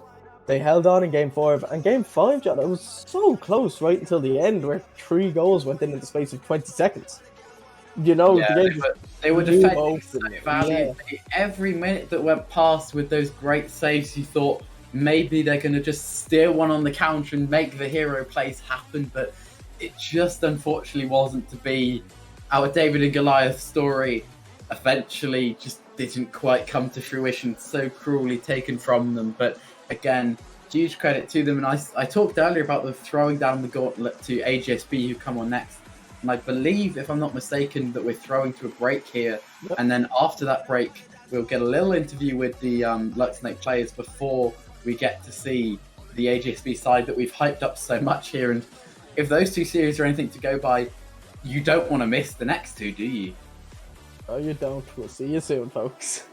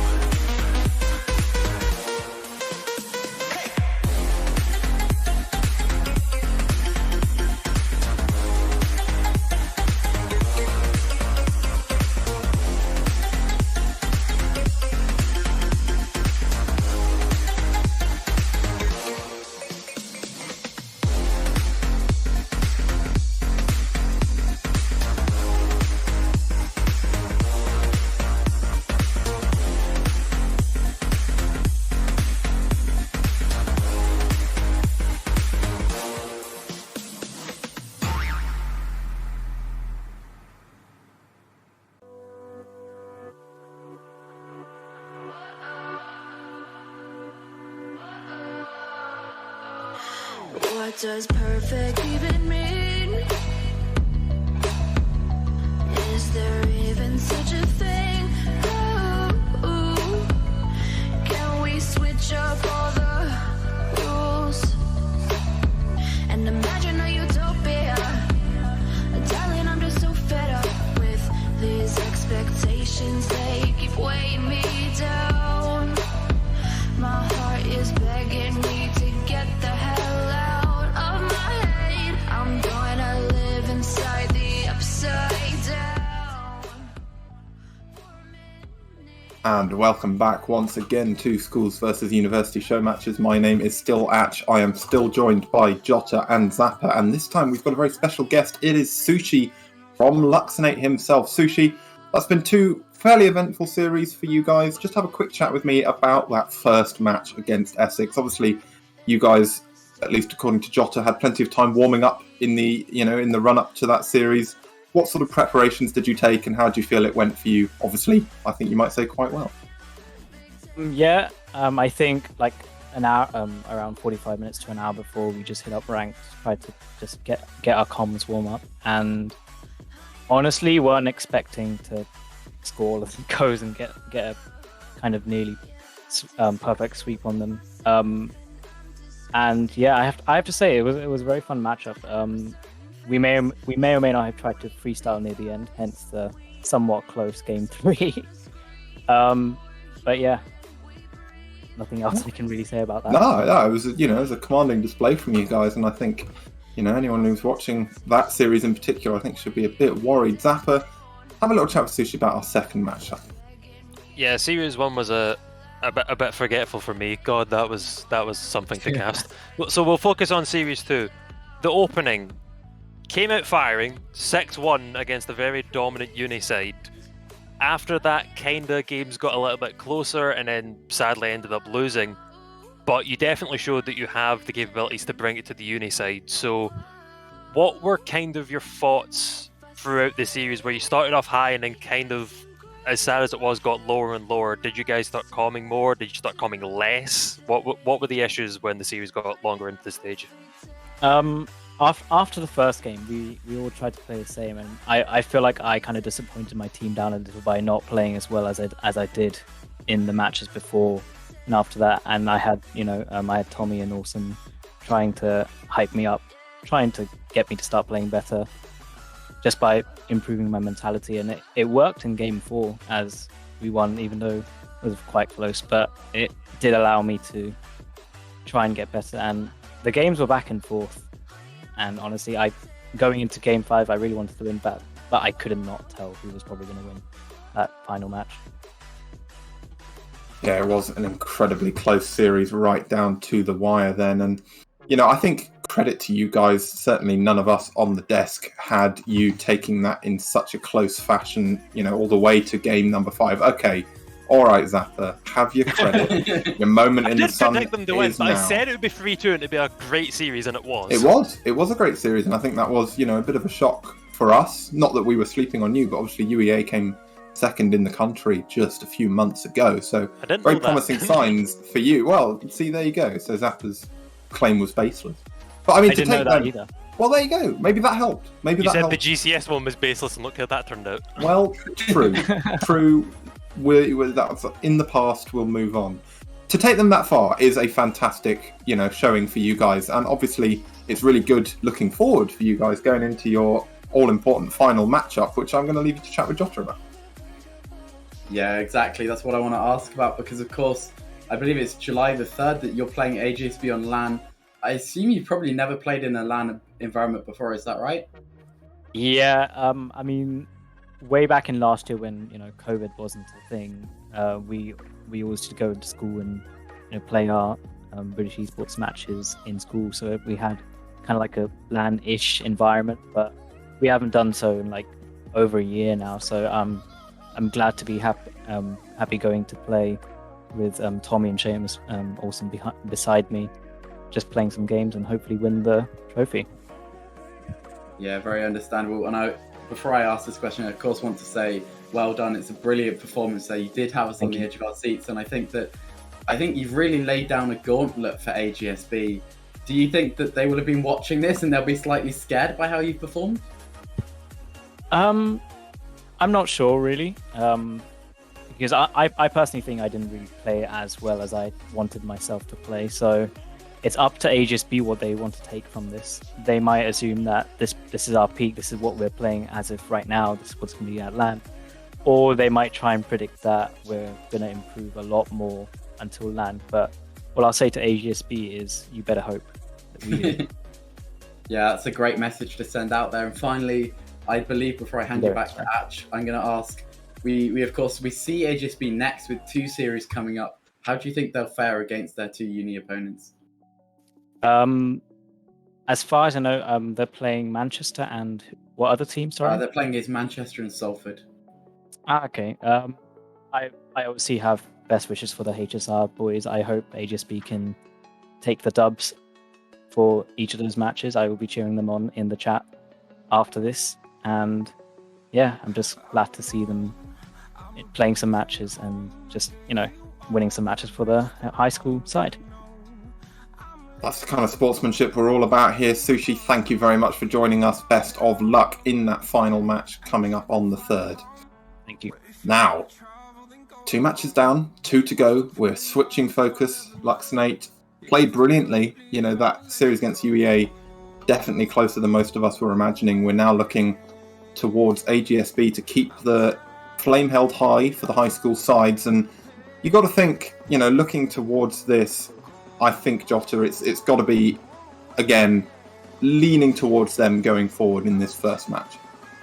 Yeah, well, in the high school scene, they didn't make their way through anywhere near as dominantly as Luxonate did, but I mean, that's because you couldn't get as dominant as Luxonate did. They just crushed everybody, and Luxonate were on a difficult side of the draw, but they've done all they... Oh, sorry, not Luxonate. AGSB were on a difficult side of the draw. They did all they needed to do, and I believe they actually won out their semi-final in a Game 7, really clutch environment, which is the sort of thing you need to see from a team coming into this, that they're good in high-pressure environments, and I think that, again, they're the sort of team that can really deliver on the day, and let's hope that today is that day, because I think that they do have what it takes in skill, definitely. As long as they can keep their composure, I'm expecting good results from them here.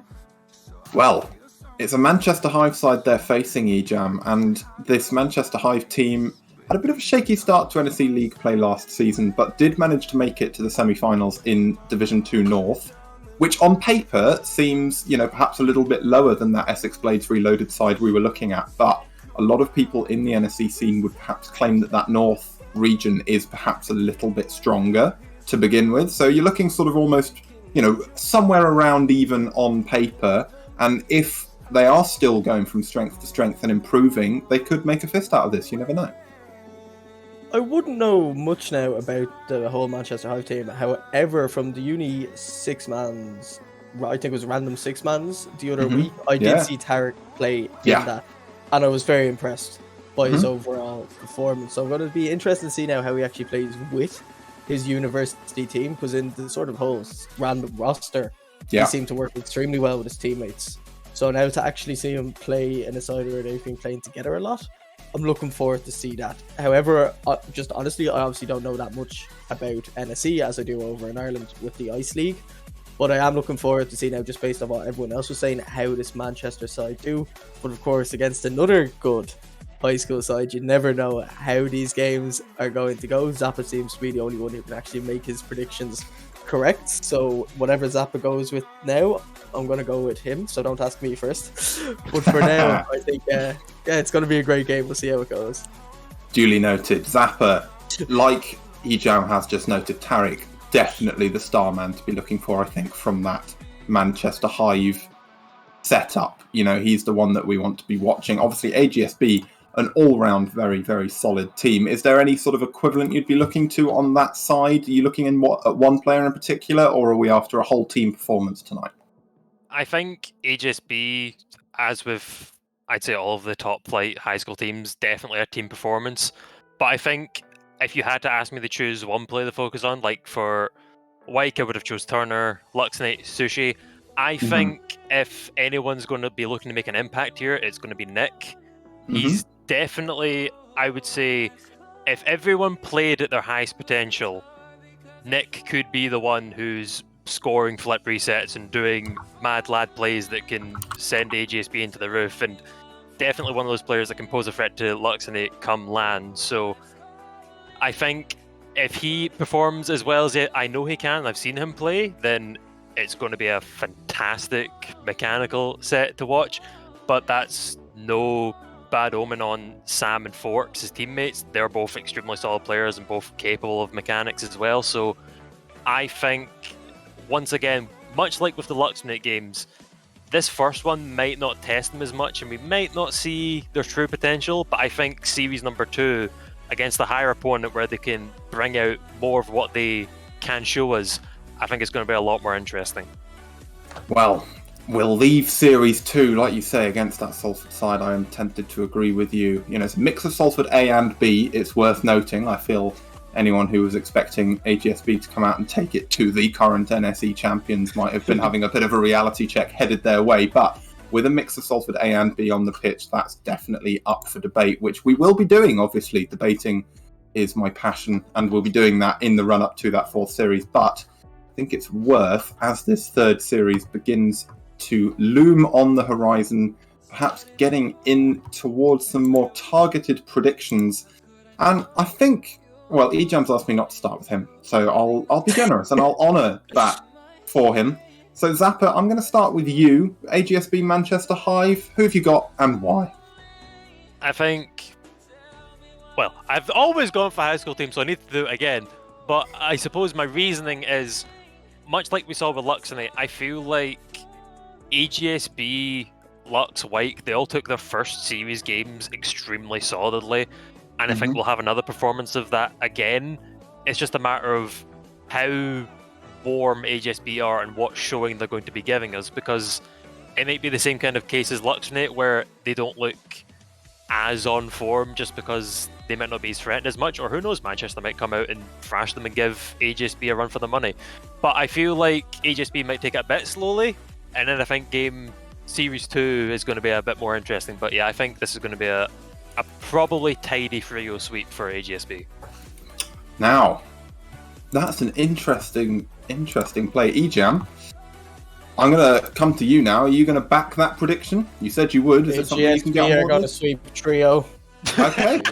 Yeah, well, Zappa and his mouthpiece have spoken separately.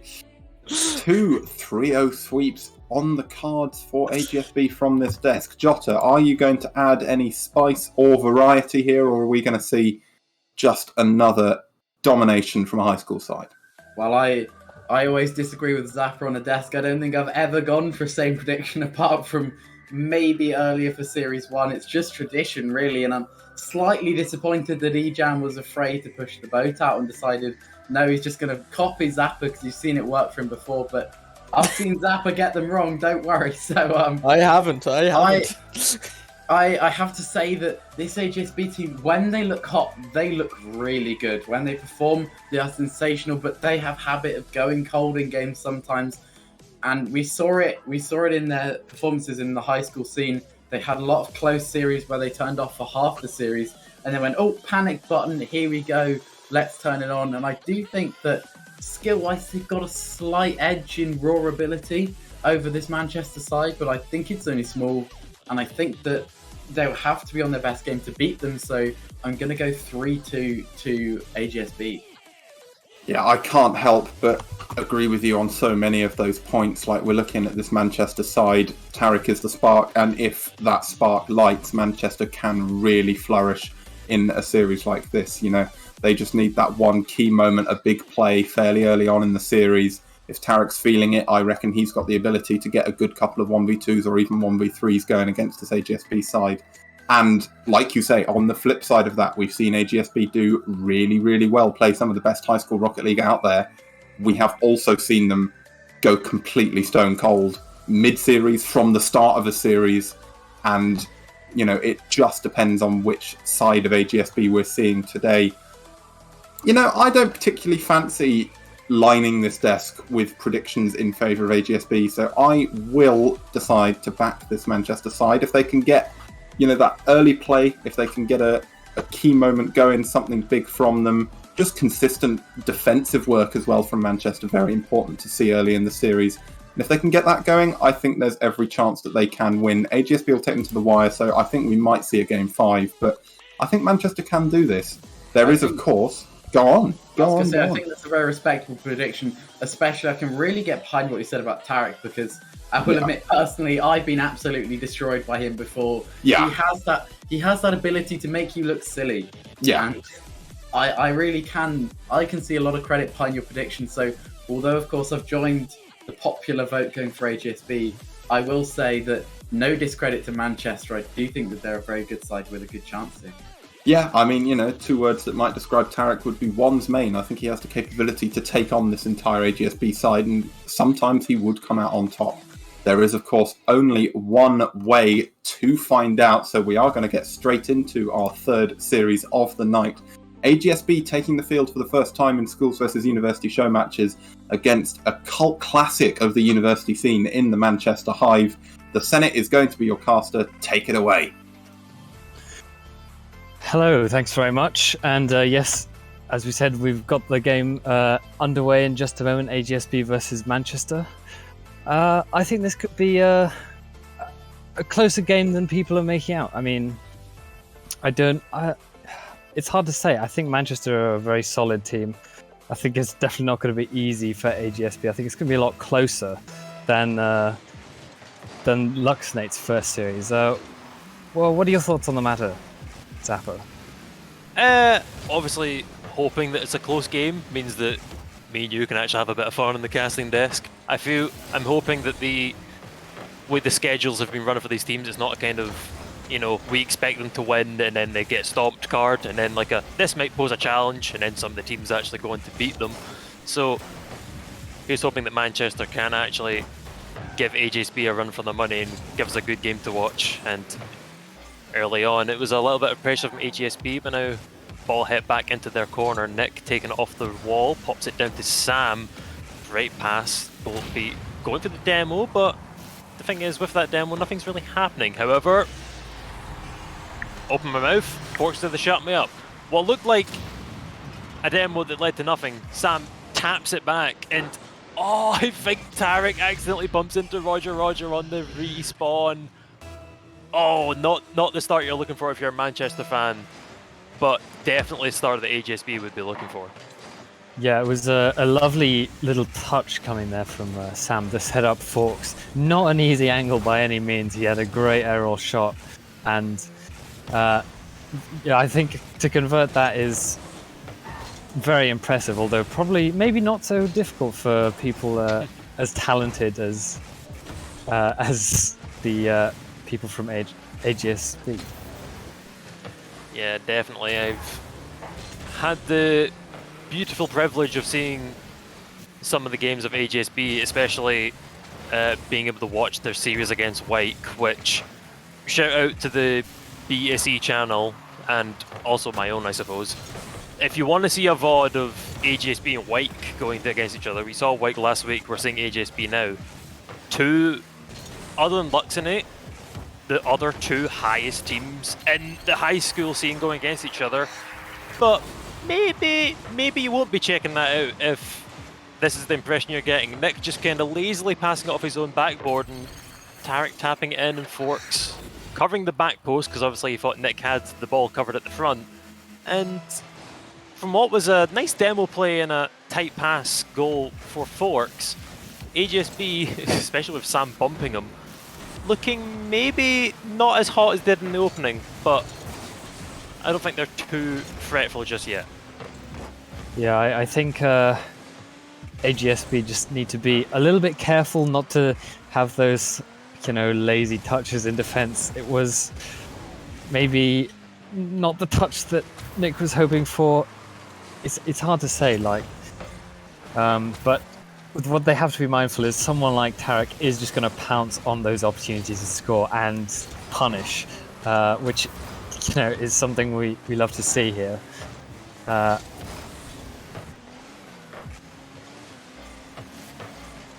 Mango hacking the ball back towards the AGSB side. Forks will take it up his wall with boost to spare.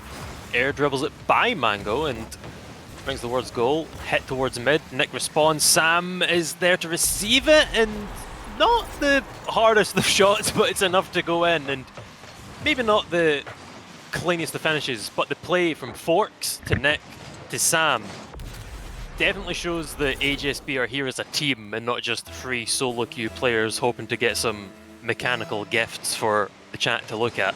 Definitely here showing that they are here ready to work together to try and bring it towards this Manchester side. And that's another one for Forks from a magnificent pass from Nick. And in a short flurry of seconds, AGSB have not only taken the lead again, extended it by 2. Yeah, they've got some great spacing on the pitch. They know where each other are. They're picking the passes, and that is something which top level teams, you'll see really often, because if you know where to pass to, then it makes scoring goals, getting past defenses much easier. Now, obviously, there is a counter to that. If Manchester sort of look at the passing lanes that AGSB are using, it might get easier to cut them off. So there's pros and cons to having sort of heavily pass focused play, but so far it's definitely working out in favor of AGSB. Yeah, it's the thing though, I wouldn't even say that AGSB are a team passing focused play. I feel like what I know them most for is them getting comfortable, having enough time on the ball and setting up some ludicrous solo mechanical flip reset play that makes me scream at the top of my lungs, which I'm sure at 9 o'clock in the afternoon my parents and neighbours are going to shout at me for. But if I see it, it will be an absolute magnificent sight to hold. Forks with only 23 boosts and the defender in front of him, probably not going to be the start of that, but we can see Nick getting a 50 against the ceiling and the opponent. Sam attempting to fake out the opponent as best he can, cuts it over 1, but slow enough for Roger to reply. 50 from Tarek sends it out, but only as far as Sam. Ball hit behind Mango, so Roger will need to go up his corner. Hits it, but Nick is there. It's a shot on goal. Mango gets it, but it's a bit of a double commit from Tarek. And it's an easy tap-in for Nick. And yeah, just a little bit of defensive miscommunication, and there's no player there to reply for the somewhat stolen but also secured goal from Nick there. I think, well, as a Manchester High fan, maybe you just need to be a bit faster. It's really tough to play against, these really talented high school teams when they're really controlling the midfield as much as they are. Manchester need to fight for control, fight for possession. They could get another one here. Mango not quite getting there. Roger with the follow-up, but it's 4-1 with 10 seconds to go. It's a fairly clear-cut game so far. Yeah, it's just kind of been AGSB leading the charge, and in a similar fashion to what Luxnate did, could potentially be seen as a 4-1 if Nick knew how to defend, kick W. But the goal was gifted to Manchester, and it will be a 4-1 rather than the 4 we saw previously in the last series for Luxnate. But yeah, I've just seen the stats. It's 1 shot, 1 goal for Manchester, and a very dominant 9 coming in from AGSB. So again, just all the pressure in the hands of AGSB for that first game. Yeah, brutal statistics there with the 1 shot. Still, 1 shot, 1 goal. That's 100% right there. It's 100%. It's 100%. So what I'd like to see anyway, from the Manchester Hive team is for each player to step it up. Especially, Roger was looking a bit shaky there. Tarek, he's the one everyone was talking about. I think, if he can maybe put his carry boots on and start hitting some sick shots, maybe getting in these catching them out in these 1v1s, there's a decent chance of a good response from Manchester Hive. Well, the issue is from this current few opening seconds of the game, that was technically a shot registered for Tarek, and it didn't go in. He now has a solid 50% shot accuracy, Gutting. or shot to goal ratio in this series so far. And however, again, rather sketchy defending from Nick, but this time not leading to a goal. I believe one of the AGSB teammates for him there able to bail him out. However, ball getting redirected off the backboard just leads to a counter-attack from Mango, but Nick gets the stop. But it's Tarek off the sidewall, misses, and Roger gets 50'd, but Mango's there to beat out Sam, and Tarek makes his way back to be the third man. Isn't needed though, as Mango slapped it into the sidewall, hunting down the ball. Potential fake / miss from Mango, but Yeah, it we'll baits call out it two a of the fake. we'll call it a fake. Baits out two of the HSB players, but now it's Sam left in a 1v1, and keeper there for Manchester just unable to get there. Tarek, no boost, swinging around the corner. Mango left in a very unfortunate 1v1 with Sam. Tarek not quick enough to get back, just no boost. And once more, HSB taking the lead by a rather convincing setup, and it's a matter of not throwing it away with some interesting defending and extending their lead further. Yeah, it was a lovely little side flick there from Sam to score the first goal of the game. And is he going to do it again? Not quite. There's a follow-up though. Tarek is on the line to save it, and he will send it down the line. There's no one in net. Nick, not quite able to scramble back in time. Yeah, Nick's going back, gets maybe bumped by Mango and didn't have the boost. I'm not Harassed, sure. certainly. He was definitely getting bullied in the middle boost area, and just behind the replay camera, I'm sure Forks was just a little bit too slow to defend as well. But yeah, HSB getting the early goal, kind of turning their brains off, as Jota mentioned, and now once more in a scenario where they are drawing, they'll probably focus for another few seconds, score one, maybe two, then who knows, might just start throwing again. But for now, they are potentially in try-hard mode, and we'll have to see what happens. Forks getting faked out by the non-up-the-wall hit from the Manchester player, hit off the backboard, demo in the midfield, and good, absolute lord, it's just another phenomenal team play from AGSB. Yeah, the pass from Sam is really well executed. It just sends it right in front of the net, off the wall as well, making it even more difficult to deal with. And that demo just sealed the deal. I mean, yeah, fantastic play there. Demo plays, I gotta say, they're so annoying when you're on the receiving end. It's really easy to tilt from them. We'll see what Manchester Hive's response is. Yeah, it's one thing getting demoed over and over and over again and just being an absolute nuisance on the field, but credit where credit's due, that was a phenomenal demo to... Honestly, what potentially could have been a goal anyway from just the pass and the shot alone. Just completely 0%ing the keeper's chance of saving because he was, you know, in the middle of a respawn animation. Just kind of seals the deal as Forks once again getting the demo on the keeper, but Sam's 50 can only meet Roger so much. Now Forks, 18 boost, slaps it off the ceiling, and Nick is there to get the 50 with the keeper, but not enough to threaten a goal. But Sam, 50 with Mango, goes up. Tarek hits it forward. Mango hits it sideways, but not really much threat as Nick will pick up the boost. Gets the flick over Mango, the flick over, I believe that was Roger. And now hit off the ceiling. Forks, soft touch towards goal. Mostly all he could do though, so we'll let him away with it. But now it just kind of gives up possession to Manchester. But Sam hits off the ceiling, but Roger's there, hits it forward off the backboard. But Nick, oh, it's the thing as well. Everything that Manchester are trying to make happen, it just seems that there's always an AJSB player there to reply. It's like they hit the ball off the backboard, someone's already up there. They try and keep possession, there's already a player jumping on top of them. AJSB just seem to be reading everything Manchester's trying to do really well and knowing how to capitalise on it. Yeah, it's when it comes to the Manchester Hive team, it's really the Tarek show at the minute. He's got all of the shots so far for Manchester Hive team. The other players really need to start being a bit bold, I guess, taking some more shots, trying some things. You know, it's only a show match. You can try to flex a bit.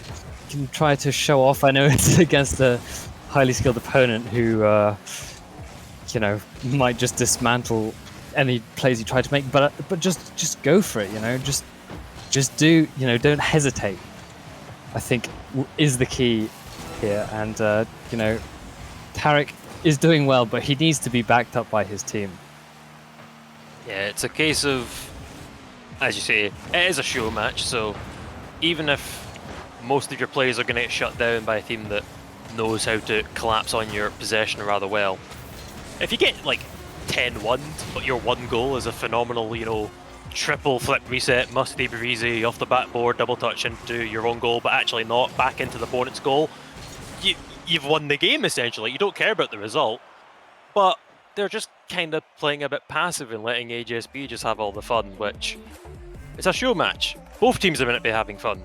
So Having said that, hopefully though, it's not just Tarek. Hopefully Roger and Mango can get into it a bit more. having said that, though, only 2-1, fairly close game. You know, decent defensive stats from especially Roger on the Manchester team. You know, they're not just a pushover. Their defense is good. They're just lacking in that little bit of clinic. I don't know how to say it. Just that finishing touch when it comes to scoring. You know, Tarek is there, but he, as I said, he needs to be backed up by his teammates, and it's just not quite happening at the minute. Yeah, you were saying that it's been great defense from Roger, and I'm sure Tarek and Mango stepping up as well, just not as much on the stats that we quickly saw at the end there. But I think there's nothing really been wrong with Manchester's defending. There's been forced errors through bumps, demos, fantastic passes from AGSB, but it's just that they're not there to reply with the offensive pressure. The one goal we saw from Roger in game number 1 was due to a defensive error from Nick, and since then there's never really been any threat whenever Manchester are in the AGSB half. It just kind of seems that they're just kind of holding onto the ball, waiting for AGSB to take it off them. For example, Sam smacking a shot off the crossbar, and after a few more bounces and a few more seconds, eventually does go in. And this is the threat AGSB have when they're in the Manchester half. Manchester just don't seem to have that threat when they're in the AGSB side, and you can sit and defend all game, but you're not going to score, and sooner or later you're going to crack under AGSB's pressure. So, and that's a kick-off goal off the post. Okay, maybe not the start you're looking for as a Manchester fan, but we said it before, it's a show match. Hopefully we can see something interesting coming in from Manchester. God, I hope so. Yeah, Sam putting in some shots. I mean, that first one was really beautiful off the crossbar. It's really frustrating when it's just bouncing in and out. It's like you can't quite save it. But yeah, a really fantastic shot from Sam, and you know, you can't really beat a good fast shot into the top corner. Like, it's so hard to save, especially when it's going 100+ kilometers an hour. Are they going to get a third one here? Yes, they are. There's no one back. What happened? Where did they go? Well, one of them was dead, Senate, is the issue. That's true. Mango missing the clear there. Mango, yeah, the threat from, I believe, either Sam or Nick, who both potentially beautifully faked it just to leave it to their middleman Forks to tap it into an open net, and Roger just stuck in the midfield, no man's land, no chance of really having any impact on Forks' shot. And yeah, it's starting to get to the point where I know AGSB can score phenomenal goals. I've seen it before in a bit of a retaliation demo there from Mango. I've seen it before in the BEC games, I've seen it in six-mans, I've seen it on their streams and their clips. I know that they have the ability to create something special. So, come on lads, just stop getting simple demo goals and tap-ins. Let's see something special. Same thing that I said to Lux in it. You've clearly shown that you're maybe the better team here. Start scoring something interesting. There you go! There's something interesting. Double a backboard hit from Sam. Now we're starting to get a little bit of flavour. Still not exactly magnificent, but definitely better than the things we've been seeing before. It's great control there from Sam. Sam really showing up this game. Bit of the star of the show for the AGSB team. I think, yeah, they've definitely made a statement here. 5-0. 5-0. I mean, I said the last game was close, and you know, I had hope. But 5-0 when there's 3 minutes and 25 seconds left on the clock. Oh boy, Manchester Hive, you're gonna have to do something amazing here if you want to stay in this. I mean, to be honest, I'm kind of throwing hope away for Manchester Hive trying to find their way back to this game. Maybe they can get a goal or two, but unless it's something special, I'm not really caring. However, what I am caring about, AGSB finally starting to put in some interesting goals. The double hit from Sam, the ceiling shot from Nick. This is what I'm wanting to see. You can get your demo goals, we know you can. For God's sake, you're a good team. I'm pretty sure you can score an open net. Well, actually, don't quote me on that. But yeah, the backboard hits, the ceiling shots, making it interesting. That's kind of interesting. I'll give Nice that redirect. that's like a 6.5 out of 10. It's kind of just a simple. I'll give it a 7. I'll give it a 7. I'll be nice. Yeah, if we round it up, we'll give it a 7. Decent Nice goal. pass as well. Good pass. It's a bit of a After what it's we've just lacking seen. in defense. Yeah. It's just lacking in defense from Manchester Hive. They need to have someone back. Tarek can't be relied on to do everything. And yeah, Manchester have recorded 0 saves so far in this game. So that, given the amount of shots that have happened, every shot has gone in. It's another 100% shooting percentage. But this time, it's actually a significant number of goals. So, Tarek though, good save from Sam. Forwards there, taking the demo off the player, bounce off the top right of the goal, and for now, HSB are under pressure. Can Manchester make something of it? Pop mid from Roger, soft hit from Sam, but Tarek just kind of letting him get the soft hit back into the middle, and next there to respond, Roger hits up the side wall, but is anyone going to be there? No, they're backing out. Pressure has been relinquished. Sam potentially trying to pop it back down to Forks and just slightly misjudging his hit into the corner and getting an accidental double off the ceiling, taking it past his teammate. And Forks freestyling across goal, giving a little bit of a 360 no-scope, just completely missing the ball. But apparently it's worked. And Sam, I don't know how we've gone from Forks 360 no-scoping off his own line to Nick just, at least 2 players, maybe not the third, just completely demolishing Manchester by himself, and then Sam getting the tight angle shot from the right corner. Now, the real question is, Senate, there's 7 goals for AGSB and there's none for Manchester. Yeah. Do they give them one to get a specified result of a certain World Cup result from a few years ago? Well, you know, as a Germany fan myself, I'm not going to say no. You know, it's going to be... It would be a bit BM. It would be a bit mean.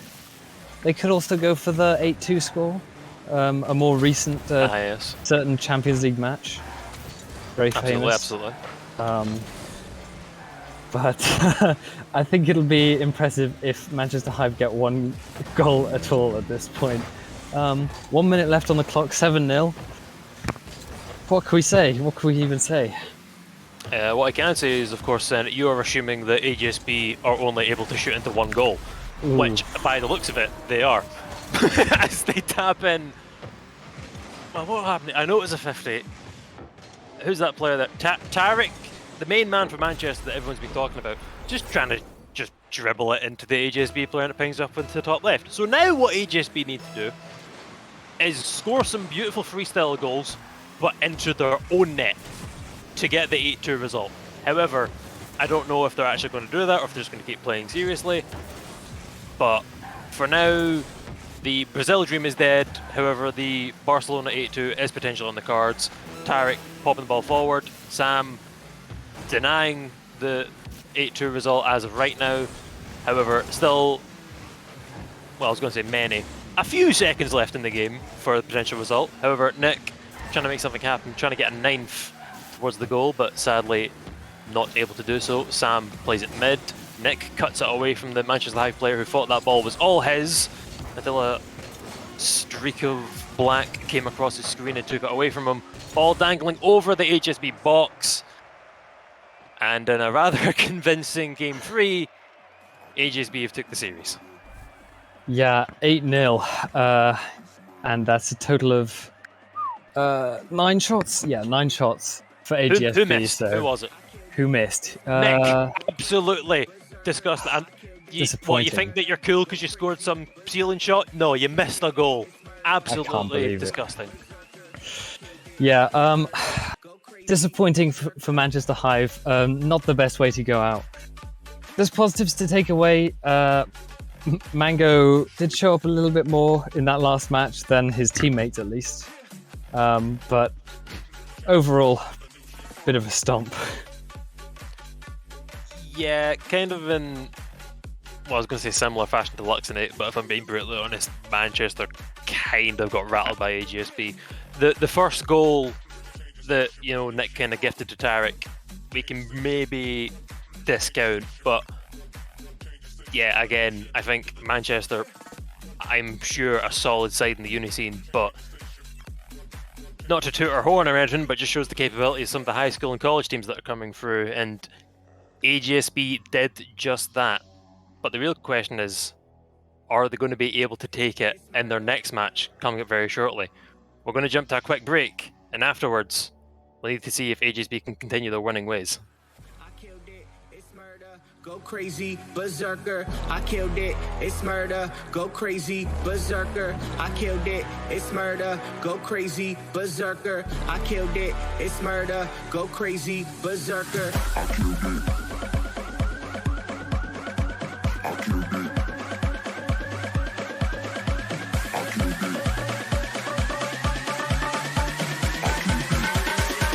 I killed it, it's murder.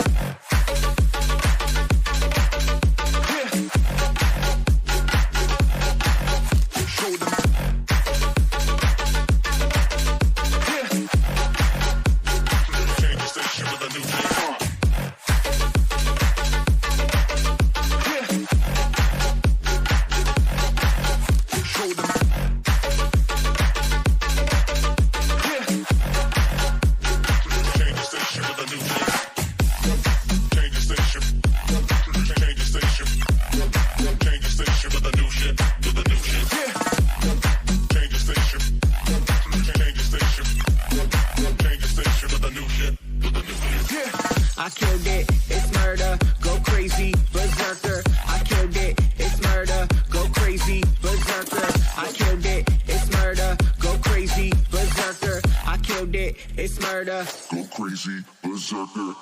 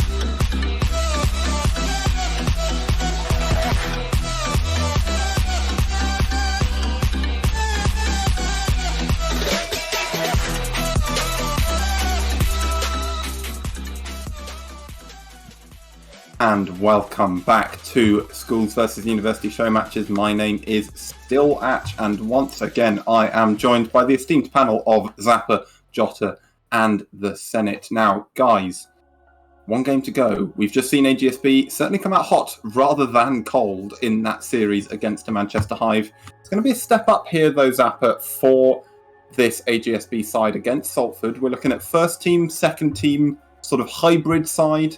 You've got Arton, you've got Deadly Soul, and you've got Saf. So it's a mixed bag for Salford, but certainly a bag with plenty of threats in it. Yeah, absolutely. And actually, now hold on, everyone. This may shock you. Salford are a team I slightly know about. Not a lot, but I have seen them a few times when I've done some special guest casting for some uni matches. And I've seen that they are a very dominant side. And the question is, as always, are AGSB up to the standard of it?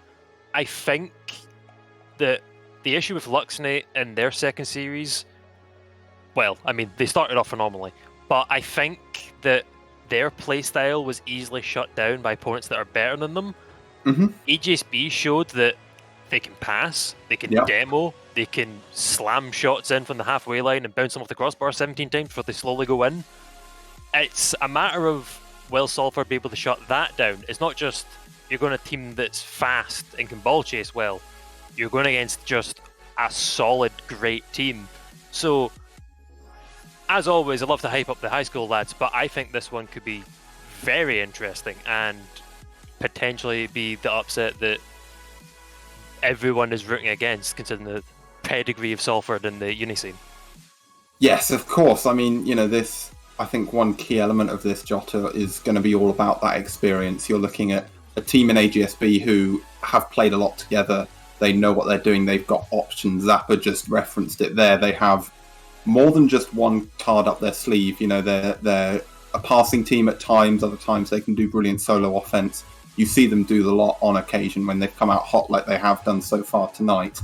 This Salford side, being a sort of weird Frankenstein's monster of all the things that they could find lying around the university at the time, is going to be, less experienced. We know that Arton and Saf have played together before, but obviously not to the extent that you see the Salford Lions turning out together in competitive scenarios. So what sort of, what do you think that experience will do? Does it tip it enough in AGSB's favour, or do you reckon Salford should still manage to cope all right? Well, you've taken the words out of my mouth there, really, actually. I mean, I was going to talk about experiences. Number one thing, top of my list, that matters a lot here, because I saw AGSB performing well as a unit with particularly Nick and Forks. I don't believe they had Sam at the time, but I saw them performing well as a unit down in Tight Series in March 2020. So they've kept together at least a pair of them for like a full year and a half now.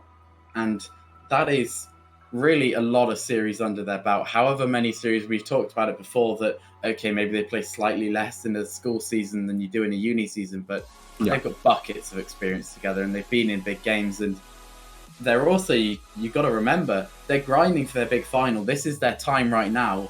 They're all such a unit together because they've got this one goal on the horizon. They've got a month to get as good as possible to go take on Luxonate, and they must be so focused together right now as a unit, whereas, of course, the Salford side we're bringing in, it's a team of extremely skilled individuals being put together who maybe don't have the same drive and teamwork together.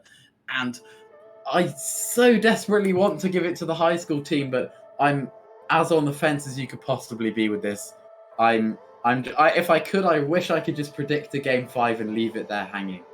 Well, I'll give you maybe 30 seconds to ruminate on that, and I'll come back to you in a minute. The Senate, the final series is currently on its way at a rate of knots, so I'm going to ask you to have a quick incorporation of your feelings about the series alongside a possible prediction. Do you have AGSB or the Salford Frankenstein taking this series? Well, I think, chemistry between the teams is going to have a big role in the upcoming game. I think AGSB definitely have it, especially judging on the game that we just saw. I haven't seen Salford play with the roster that they have. A bit of a mishmash, as you said, so it could be a factor there. So yeah, I think it could be an interesting matchup. Well, it will definitely be an interesting matchup to see who comes out on top. But I think I'm going to give it to AGSB. Okay, 1 for AGSB. I will come to... Who am I going to come to next? Jota, you've had your 30 seconds. Bit more, in fact. Time is up. Get off the fence. Unfortunately, I was hoping maybe I could steal Ejam's strategy from earlier where he just shamelessly copied Zappa, because I had no better way to choose, but I think I'm going to have to be the public enemy despite the fact that I've championed the school sides all evening and said about how great they are.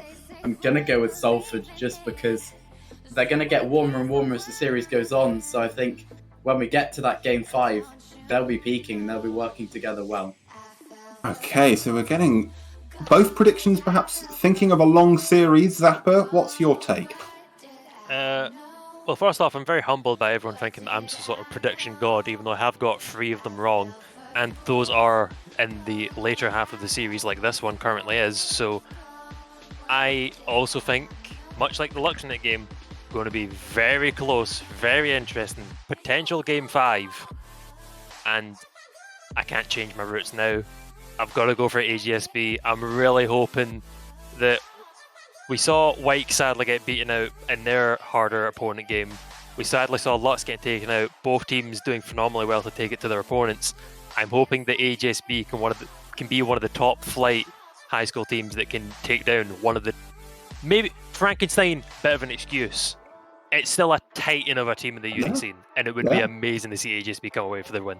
Yeah, 100%. And, I'm going to back you. I think this is going to be a bit of a race. I think it's going to be a race for AGSB, almost against a clock. I think you've got 2 games where this Salford side, as a mixed team that really hasn't played much together, you've got 2 games to make that mark on that series.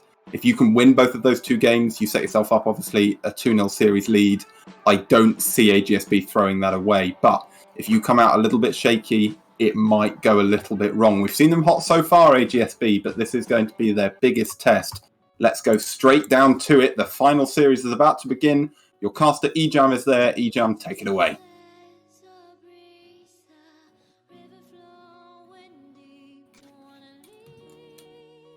I do believe that Ejam is muted. I can't hear him speaking, but I can... Yeah, there we see him. go. The classic accidentally mute myself.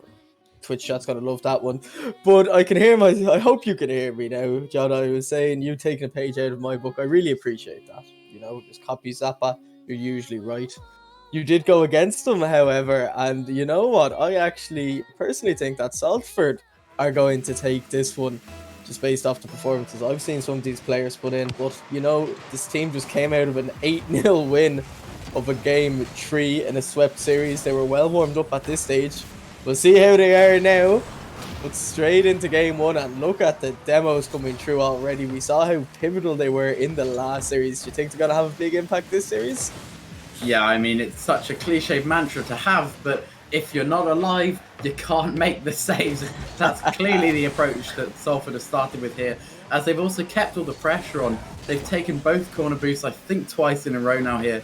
Arton takes the ball down, lofts it middle. You can see the AGSB players, they were all grounded, and Deadly Soft has all the boosts in the world. He zooms up to that one. He's up much earlier than either of the staffed AGSB players, and all it takes is a solid connection on the ball to blast it home. And within 30 seconds here, they've got the lead, and that was really just a commanding fast start, which is the opposite of what we were maybe expecting to see from the Salford side. Yeah, straight away, a big statement from Salford there. Letting them know we're not Manchester. You're not going to get 8 goals against us that easily. But look at the passes coming through now.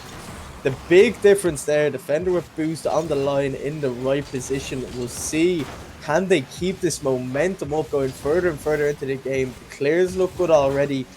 But something I've noticed straight away is look at Salford. They're sitting a little bit more defensive, but there's always someone collecting those corner boosts, being very aggressive and making this high school side feel uncomfortable, which is exactly what they need to do after that dominating last series that we just saw. Yeah, they've come out with the dream rotations really, because of course they don't play together as a 3 that much, so They've got the third sitting slightly deeper just to be safe, but they've also got that first man being really aggressive and causing problems, and they're doing it again here as Saf gets interrupting. And actually, no, I thought he was going for the boost steal, but he's just cut in and found a crazy angle there. I don't even know how he scored this, but he's got around the ball quickly. Nick's left stuck on the wall, stranded, and I just think he's caught them all off guard there. No one was ready for Saf's shot. I certainly wasn't, and they made themselves a quick 2-goal lead here, and unfortunately they've lost the kickoff. This could be the chance for AGSB. Actually, Sam goes for the solo plays. It's off the crossbar. Arden's pre-jump, and Nick has never. Saf has dived across the line to keep that one out. They recover possession here, and they've survived and held on to their 2-goal lead. That was a brilliant save to come back. A great solo attempt from Sam, but as you were saying, that split-second decision from Saf caught us off guard.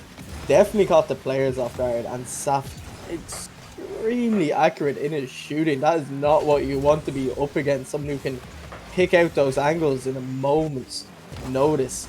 And this game, 2 quick goals, you know, all on the desk before the game. You were saying this could be 3-2, 3-2.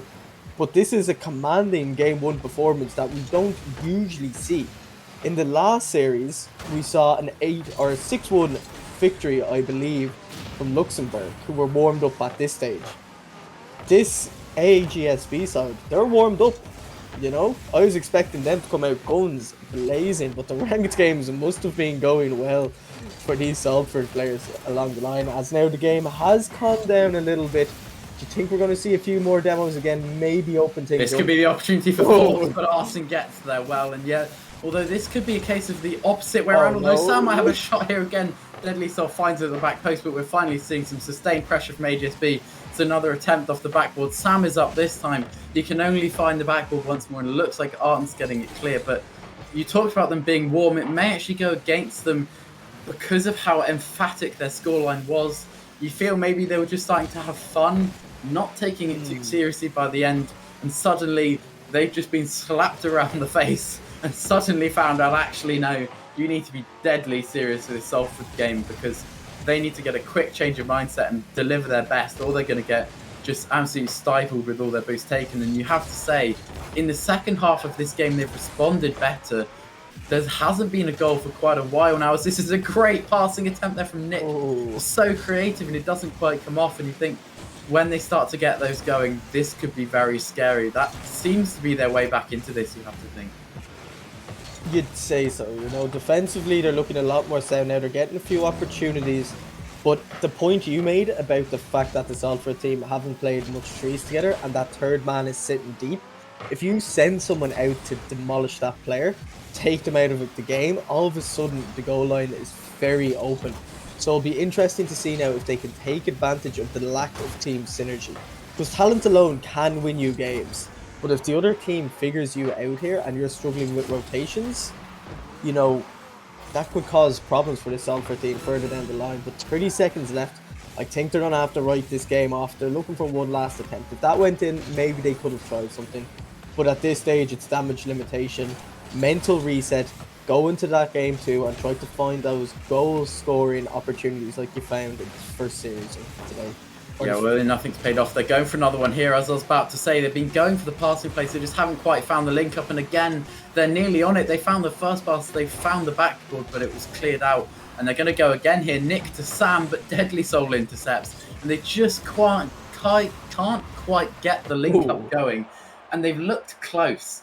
They haven't been close to shooting that often. But in the midfield, they've just been not quite getting those linked passes. And you feel that when those passes connect, we're getting glimmers of what AGSB are capable of. And of course, step 1 is stop Salford scoring. Yeah. And they did that after about a minute and a half. They did, and unfortunately it was a minute and a half too late. However, Salford, they looked threatening at times, but they just didn't really have that clinical touch. If you look at the shots, 7 shots apiece, you know, both teams are getting their chances away. Obviously shots don't mean anything, the ball could be rolling into the net. But most of the time, Sam and Nick were linking up, Sam and Nick are linking up together. As the players now load into game 2, we've seen some crazy kickoff goals today already at the start of games. We might see another here now, but Joda, 1-0 down, you don't want to go 2-0 down in the series because then the reverse sweep is required. Yeah, of course, and it's so hard to come from 2 games down because the other team is just sitting on buckets of confidence. So this really is the time where you need to bring it back because, again, like if they don't do it here, they're sitting at the bottom of a mountain that they have to climb. So they really want to get it here because they're just 5 minutes away from equalising if they can keep it together. And the defence has looked a little shaky here at the start, but it looks like they've survived the first 30 seconds at least. I'm scared to commentators curse them here almost. Yeah. But it's been shaky, but they have found all the clears needed as Deadly Soul comes forward with another attack here. It's blocked out by Nick off the sidewall. ADSB going for a quick counter-attack pass. We've seen this before work for them, but it's once again intercepted. And these interceptions from Salford have been so reliable so far. They have. But this could be different this time. They changed things up here. We saw lots of passes before. They were long infield balls and they were getting cut out. But this time, Forks has gone for a kind of solo play. He's got it on his roof. He's flicked it onto the back wall. It's rolled up high. And it looks like it's been a different sort of pass. And Salford just weren't ready for it. The 2 players on the line, caught not quite facing the right direction. Neither of them were ready to go. And Sam says, okay, you give me a second, I'll take a minute. But talk about amazing plays there. I'm sorry for talking over it, but Nick has scored a beauty. It came from nowhere. He's faked out Saf, landed quickly, and then reacted and got a banging shot right just under the crossbar before Arton could react. And I think the Salford players are stunned. They didn't see that coming. Suddenly, they've gone from equal to a great pass followed by a great solo play. This could be a third. Saf gets very fortunate with the crossbar there to keep it out. And they breathe a sigh of relief. Maybe a counter-attack here. It's a quick clear from Arton forward. Nick makes an unfortunate miss, but Sam bails him out with such a key save there to keep the 2-goal lead. Yeah, that looked close, but kept out in the end. That's important. And again, might just be a replay of game 1 where we saw, 2 goals at the start, and then that was it. Nothing much after that, as a lot of whiffs coming out now, uncharacteristic from the teams based on their game 1 performances and reaching those clears. However, they need to get creative now, Salford, if they want to come back in this game, put them under so much pressure straight away. Ayrton comes close, Saf now with an opportunity, looks for his teammate, nowhere to be found. Is he going to leave this? Now look, the demos coming through, Jota. I love talking about demos because they're so effective. What was that? Sorry to cut you off, but what's happened there? I'm afraid to call it out, but Saf has looked for an infield passer. Maybe he's assumed he's got a teammate there. Maybe he's used to having a teammate there, but there wasn't anyone there when he went for the infield, and it became a free possession for HSB, and the counter was lightning fast, and they made the finish look simple in the end. You were talking about Salford, their interceptions, but Forks there with a huge interception. He didn't jump or anything, he just dribbled it straight in. Ayrton was caught backflip and couldn't get the half flip quickly enough. And right now, game 2, it seems to be almost a carbon copy of the first series we both casted today. It's just so many similarities, it's crazy to see what's going on. But this time it's the uni team that started off well, and then the high school team coming back after. And if there's going to be a 4th goal this game, it surely has to go with the high school team and how well they've been playing so far. Yeah, they've been playing beautiful Rock Leagues. Another demo comes in there. That was an opportunity for Sam, but he couldn't quite get the power. And this has been a brilliant display from them. We said they needed to raise the bar from game 1. They've raised the roof from game 1. This has been a complete change of team. This is exactly what we wanted to see. And you said we've been copying the first series we casted, which was, of course, series 2 of the day. And this could be the 4th for Forks. He's just found the post. And I dare say if this is a copy of Series 2, we're in for a treat, because what a series that was. Please give us another. Another best of 5 to round off the day. It's funny because the first series that both the high school teams played in, they just swept them. And then, if we're following the trend, this should be a best of 5. However, it's you against the desk in your prediction here, and the desk, their team, the high school team here, looking to tie up the series. Bit of wave dashing from Saf, trying to get it back. Maybe a pinch here, decides to leave it. Oh, that would have been a nice fake. You need to get creative if you're 3 goals down within a minute. But it's also important not to tire yourself out. Have that mental reset so you can get ready for game 3. Because again, the winner of game 3, with the way that this game is going to be on match point. Yeah, that is always the case with Game 3s. Game 3s and best of 5s, they're always so important, whatever the scoreline going into them. But this is very professional stuff from Salford. They're pushing hard for a goal, and it's exactly what you need to do if you go 3 goals down, because realistically, they probably can't bring back this game. It looks like a lost cause, but even just grabbing 1 goal for momentum, it's so important, not even for your own momentum, but just to break the other teams. And they have been looking a lot more promising here in the last minute. There are good signs coming forward for them. As we see another good clear out from them, it looks like it could be a counter-attack, but no, they don't get the boost in time. And the clock is running down so quickly for them here. I mean, I said they were looking for an equal. They were looking for 1 back, but within a matter of seconds, it feels like suddenly the clock's just gone. I look back up, and we're at 5 seconds to go.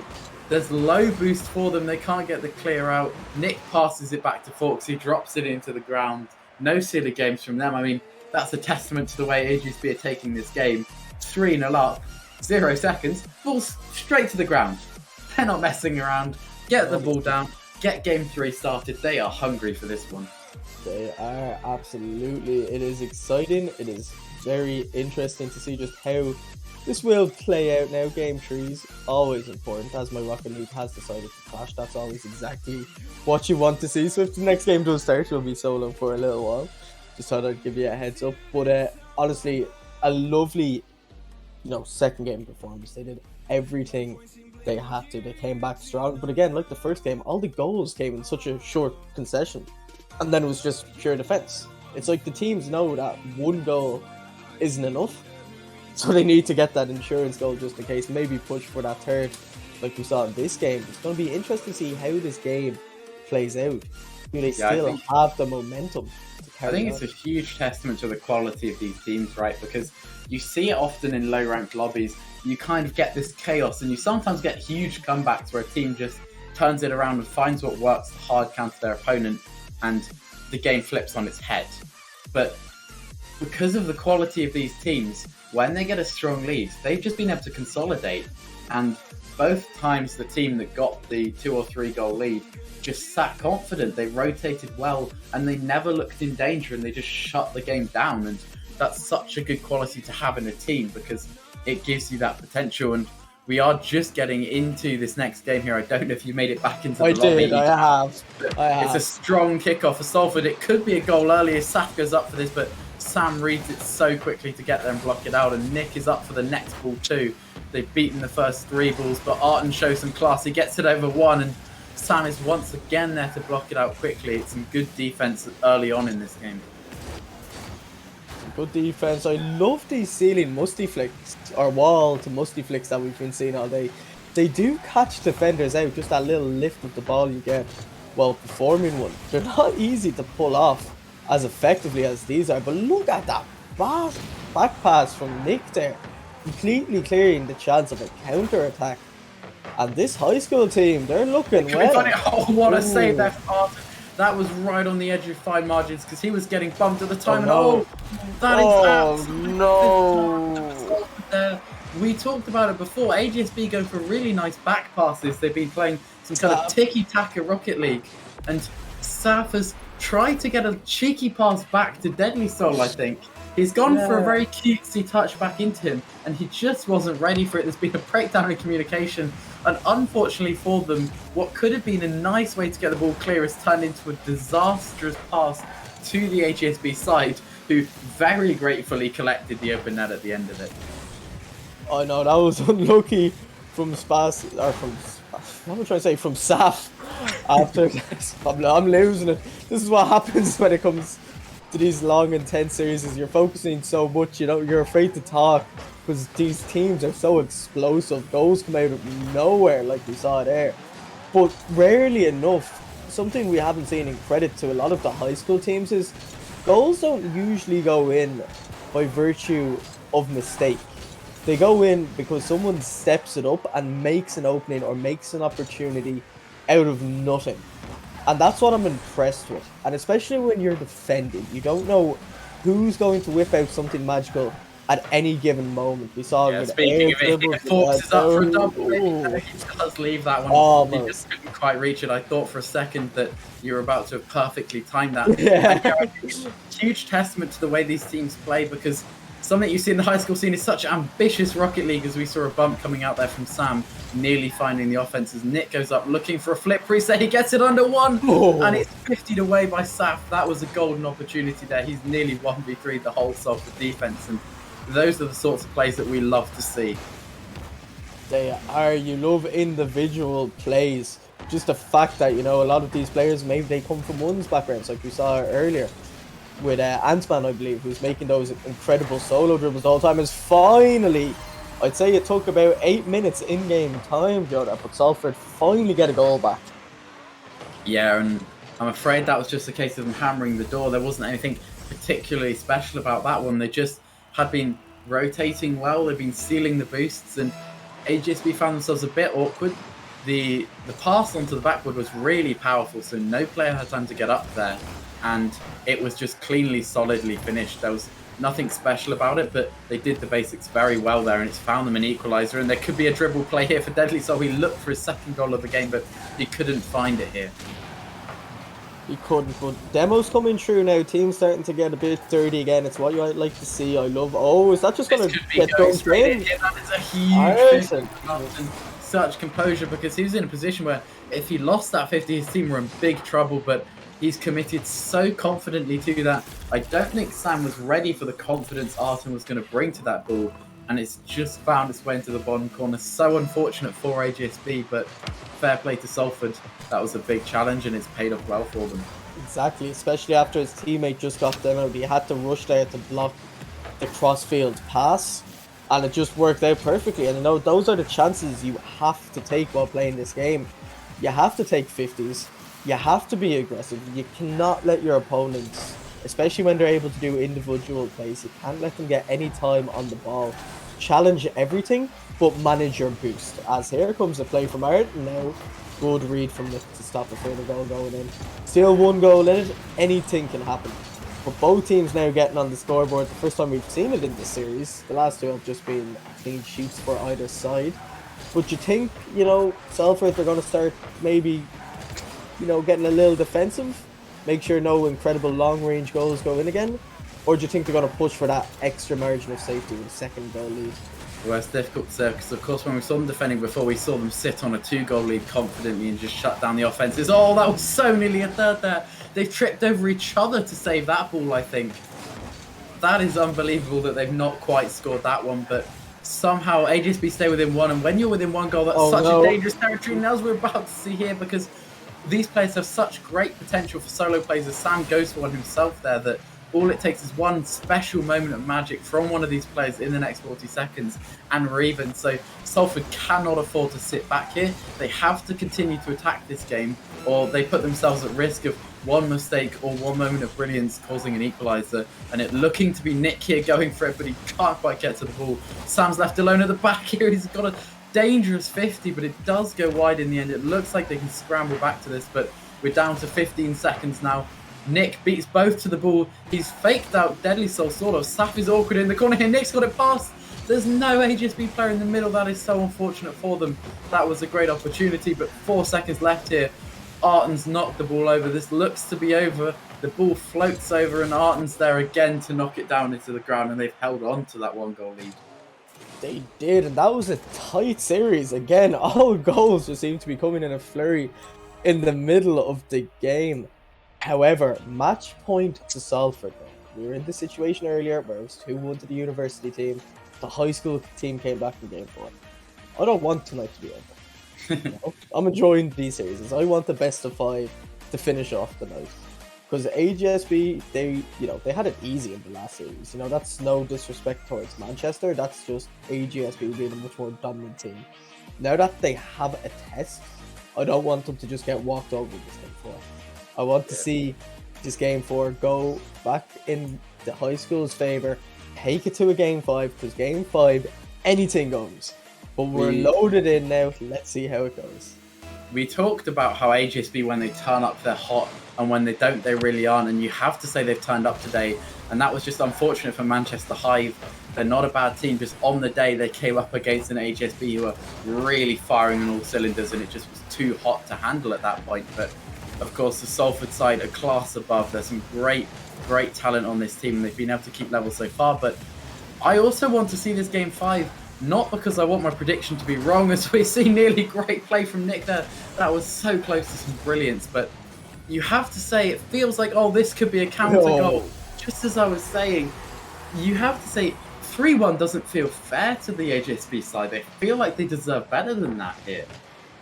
They do. That was a lovely shot as well, to recognise that no defenders were going to get back in time to save that. And you know what?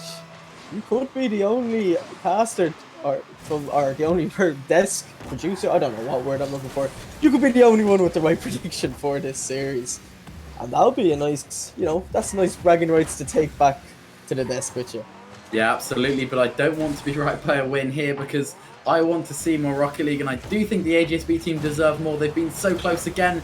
They're going for demos this time. We haven't seen much of that from them, so that's interesting to see. Maybe that's a strategy that they've specifically thought of going into this game, but they are hammering on the door again here. Can they turn it into something really clinical and really clean cut here? Because they've had lots of the ball and they've got it again. Nick's going off the wall. It looks like he's going for a flip reset. No, but he's pumped out of the way, so we won't get to find out. Arten's up early, but Forks transiting hard.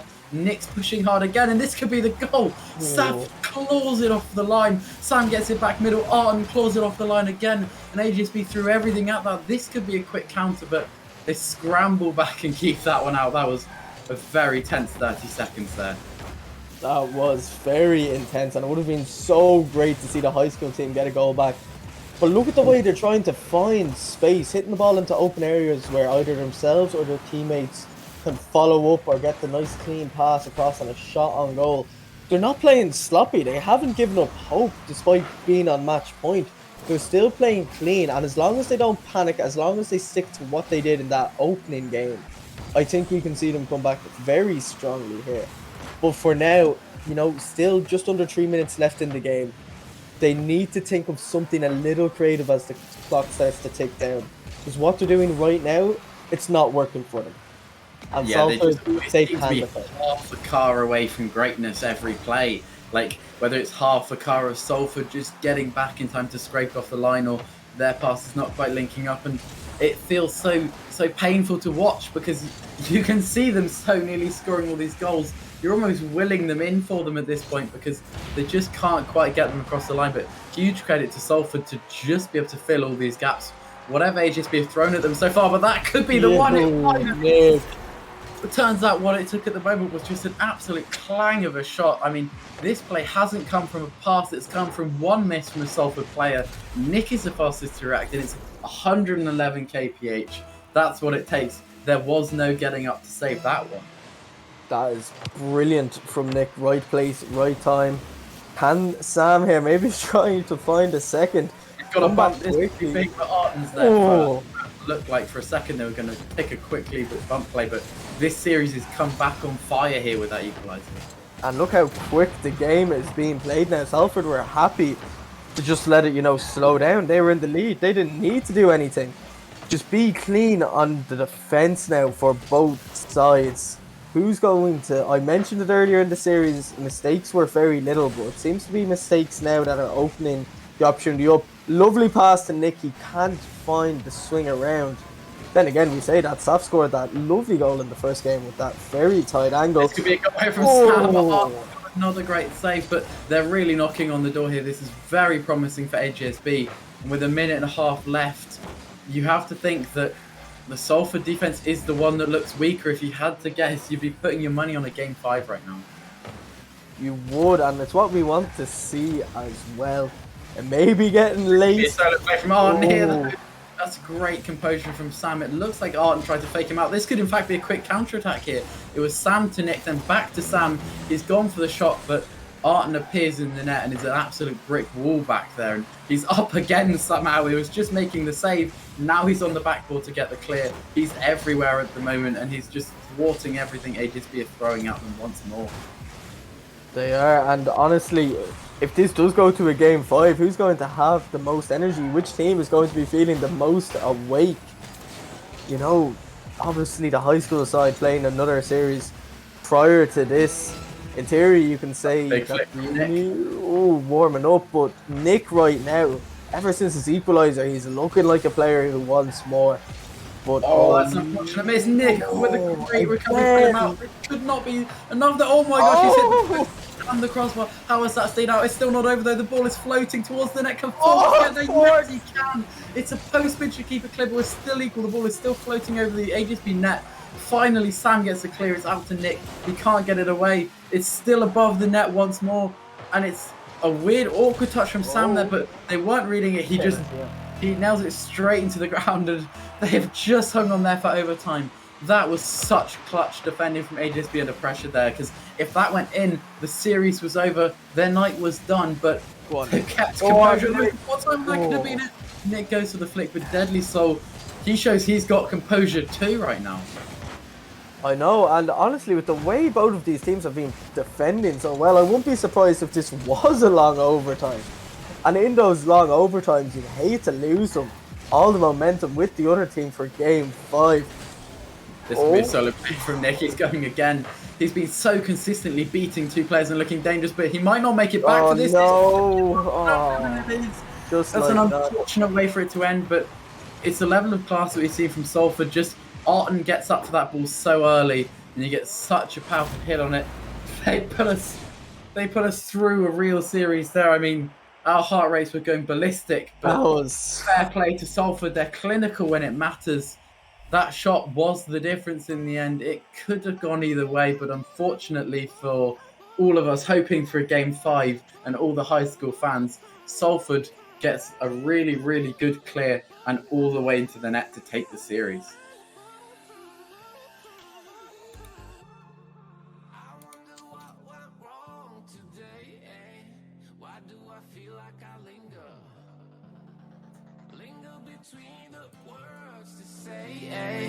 To say the words to remember.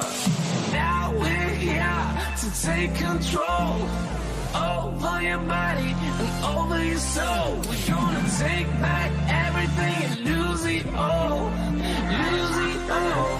Lose it all. Feel it in your arms. Feel it in your legs. Feel it on your fingertips and feel it in your head. Just let your body go. Just let your body go. Just let your body go and move to the rhythm.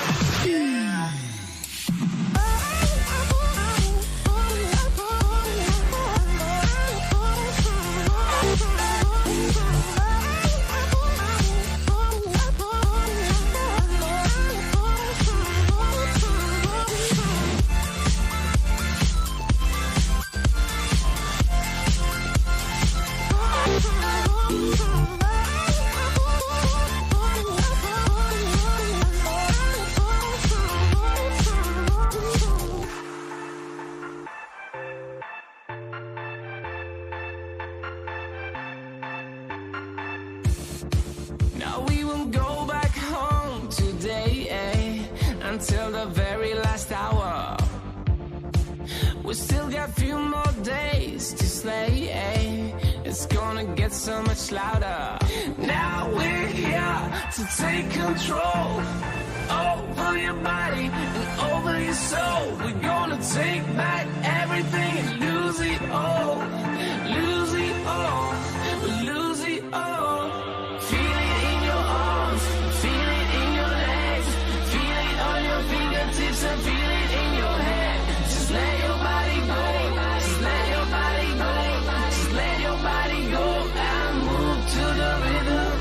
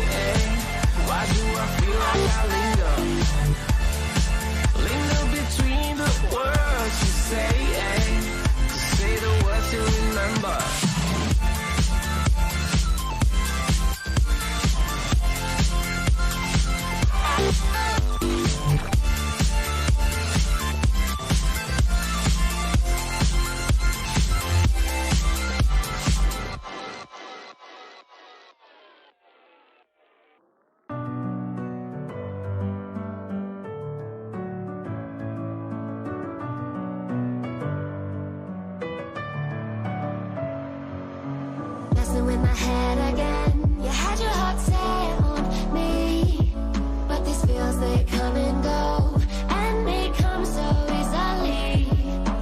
Tell me what it is about you that I can't forget, but you're breaking down my walls again, just to set me free. Why do I, baby, why do I love the way you always leave me?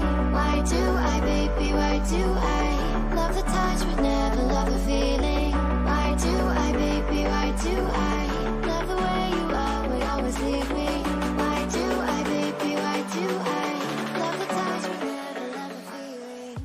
And welcome back once more to Schools vs Uni show matches on University Rocketeers. My name is still Atch. I am still joined here by Zappa, by Jota, and by the Senate. Guys, it's been a fantastic evening of matches, and to round it all off, we've got an interview with one of the men himself. Sam from AGSB is here. Sam, welcome to the stream.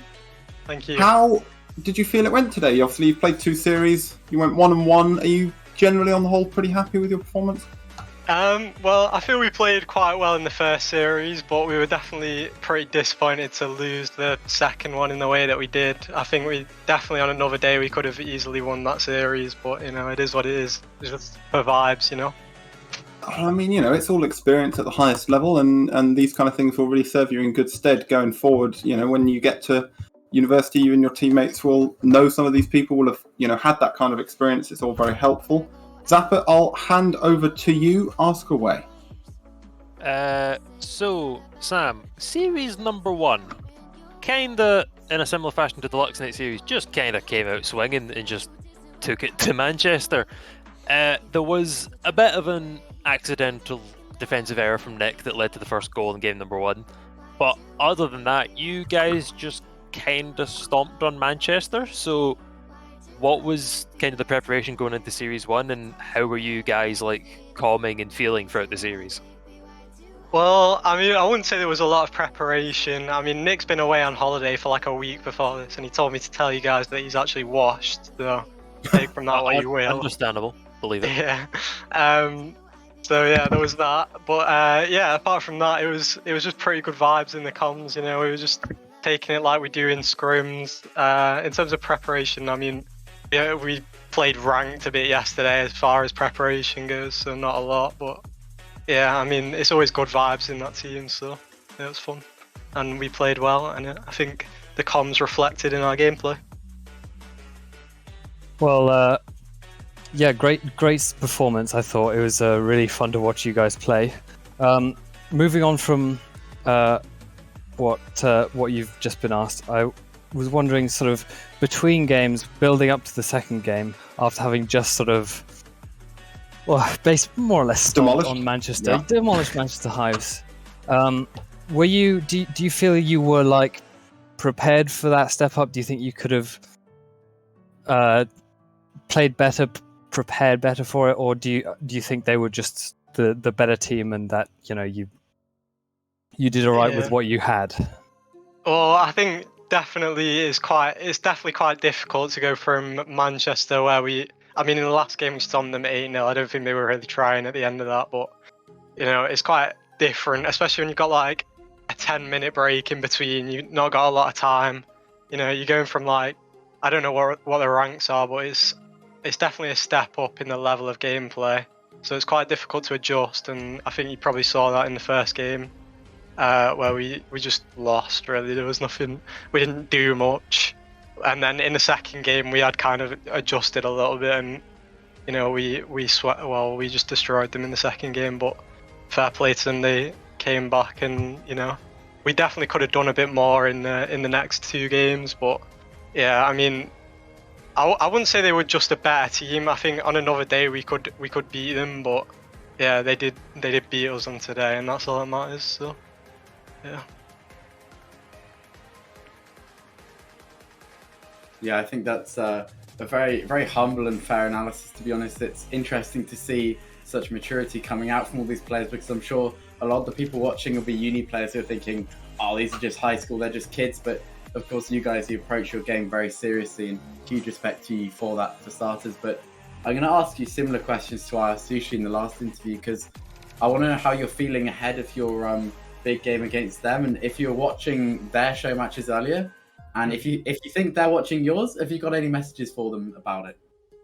Well, I've been told by my team not to do too much trash talk, but because apparently I'll get memed on if we lose. But I'm not too worried about losing. To be fair, I know this is gonna get clipped and put into a full video if we do. But yeah, I mean, I didn't watch all the games today, but from what I saw, I think we definitely have the higher skill ceiling. I'll say that. Okay. Brave words, Sam. We'll have to see if you can defend them in just under a month's time. Thank you very much for joining us tonight. Have a great evening. Thank you. Shout out Shoalgang 3JW 100 times. See, there we go. I thought he might, but he's done it, and now he's leaving, so there's not much we can do about it anyway. Guys, that is it for the stream tonight. We've had 4 fantastic series. Thank you once again to Zappa, Jota, the Senate, Ejam, everyone behind the scenes in production. All been fantastic as always. All the players did really well, and again, the school scene really showed themselves to be not worth underestimating.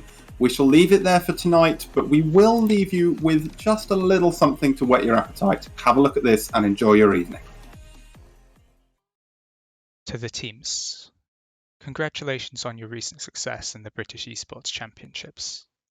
It's been a difficult year for everyone, with COVID plaguing exam timetables, isolating us from one another, and restricting both traditional and online activities. In a month's time, hopefully we can celebrate an end to those restrictions, an end to the school year, and end some of the fiercest rivalries that have developed over the last 2 years. Yeah, and it was the battle of the foods. Noodles beating out Sushi for the pass infield to Forks, and Forks using exactly that, scooping up the noodles and getting the goal. Fantastic open. The first time we ran Showdown, it was an answer to the top teams in the championships wanting more close games against each other. With the recent changes to the format, this tournament offers additional chances to take on new opponents from other divisions, and it's also the final proving ground for the underdogs and reigning champions alike. Double committing, and this is giving them the breather that they need, and now it's time to play Don't Panic Rocket League, and there it is, off the backboard, awesome with the read, squaring that away, and that is the Don't Panic we needed to see. A bridge between the old guard and the new recruits. This is a very dangerous 7 seconds. It's going to drop right for the goal. Someone needs to get the post. No, he smacks it in the post. So I ask, how do you want to be remembered? Looking at whoever loses this, eliminated from the competition. Has it was a nice aerial.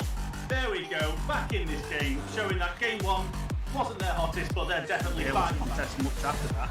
Chile, fortunately, missing it there. The time Tails was trying to pass it back, I could see.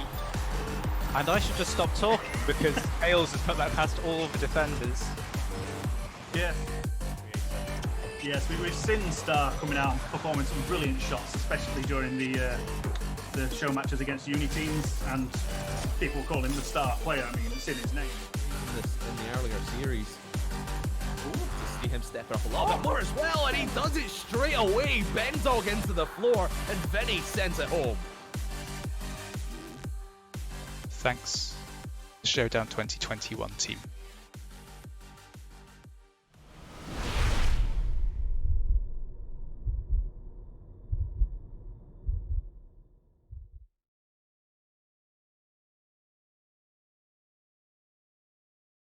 In 2021, a team of carball enthusiasts created a master plan. A design for a way of competing so revolutionary, so groundbreaking, that its very concept posed a threat to the fabric of society. A threat even greater than that of taking a phone call on broadcast then slating the entirety of UK Rocket League. The implications of this radical movement's tournament plans posed a threat to sporting authorities, who in turn drove its founder members underground. Now, for the first time in history, these shadowy figures of chaos reveal the announcement.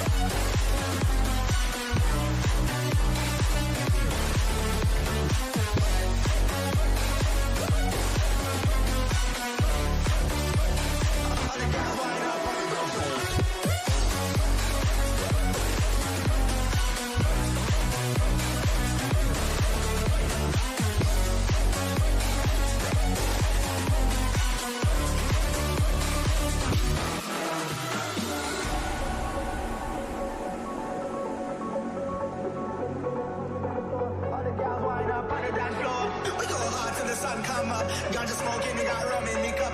Bad girls wind up on the dance floor. All the girls wind up on the dance floor.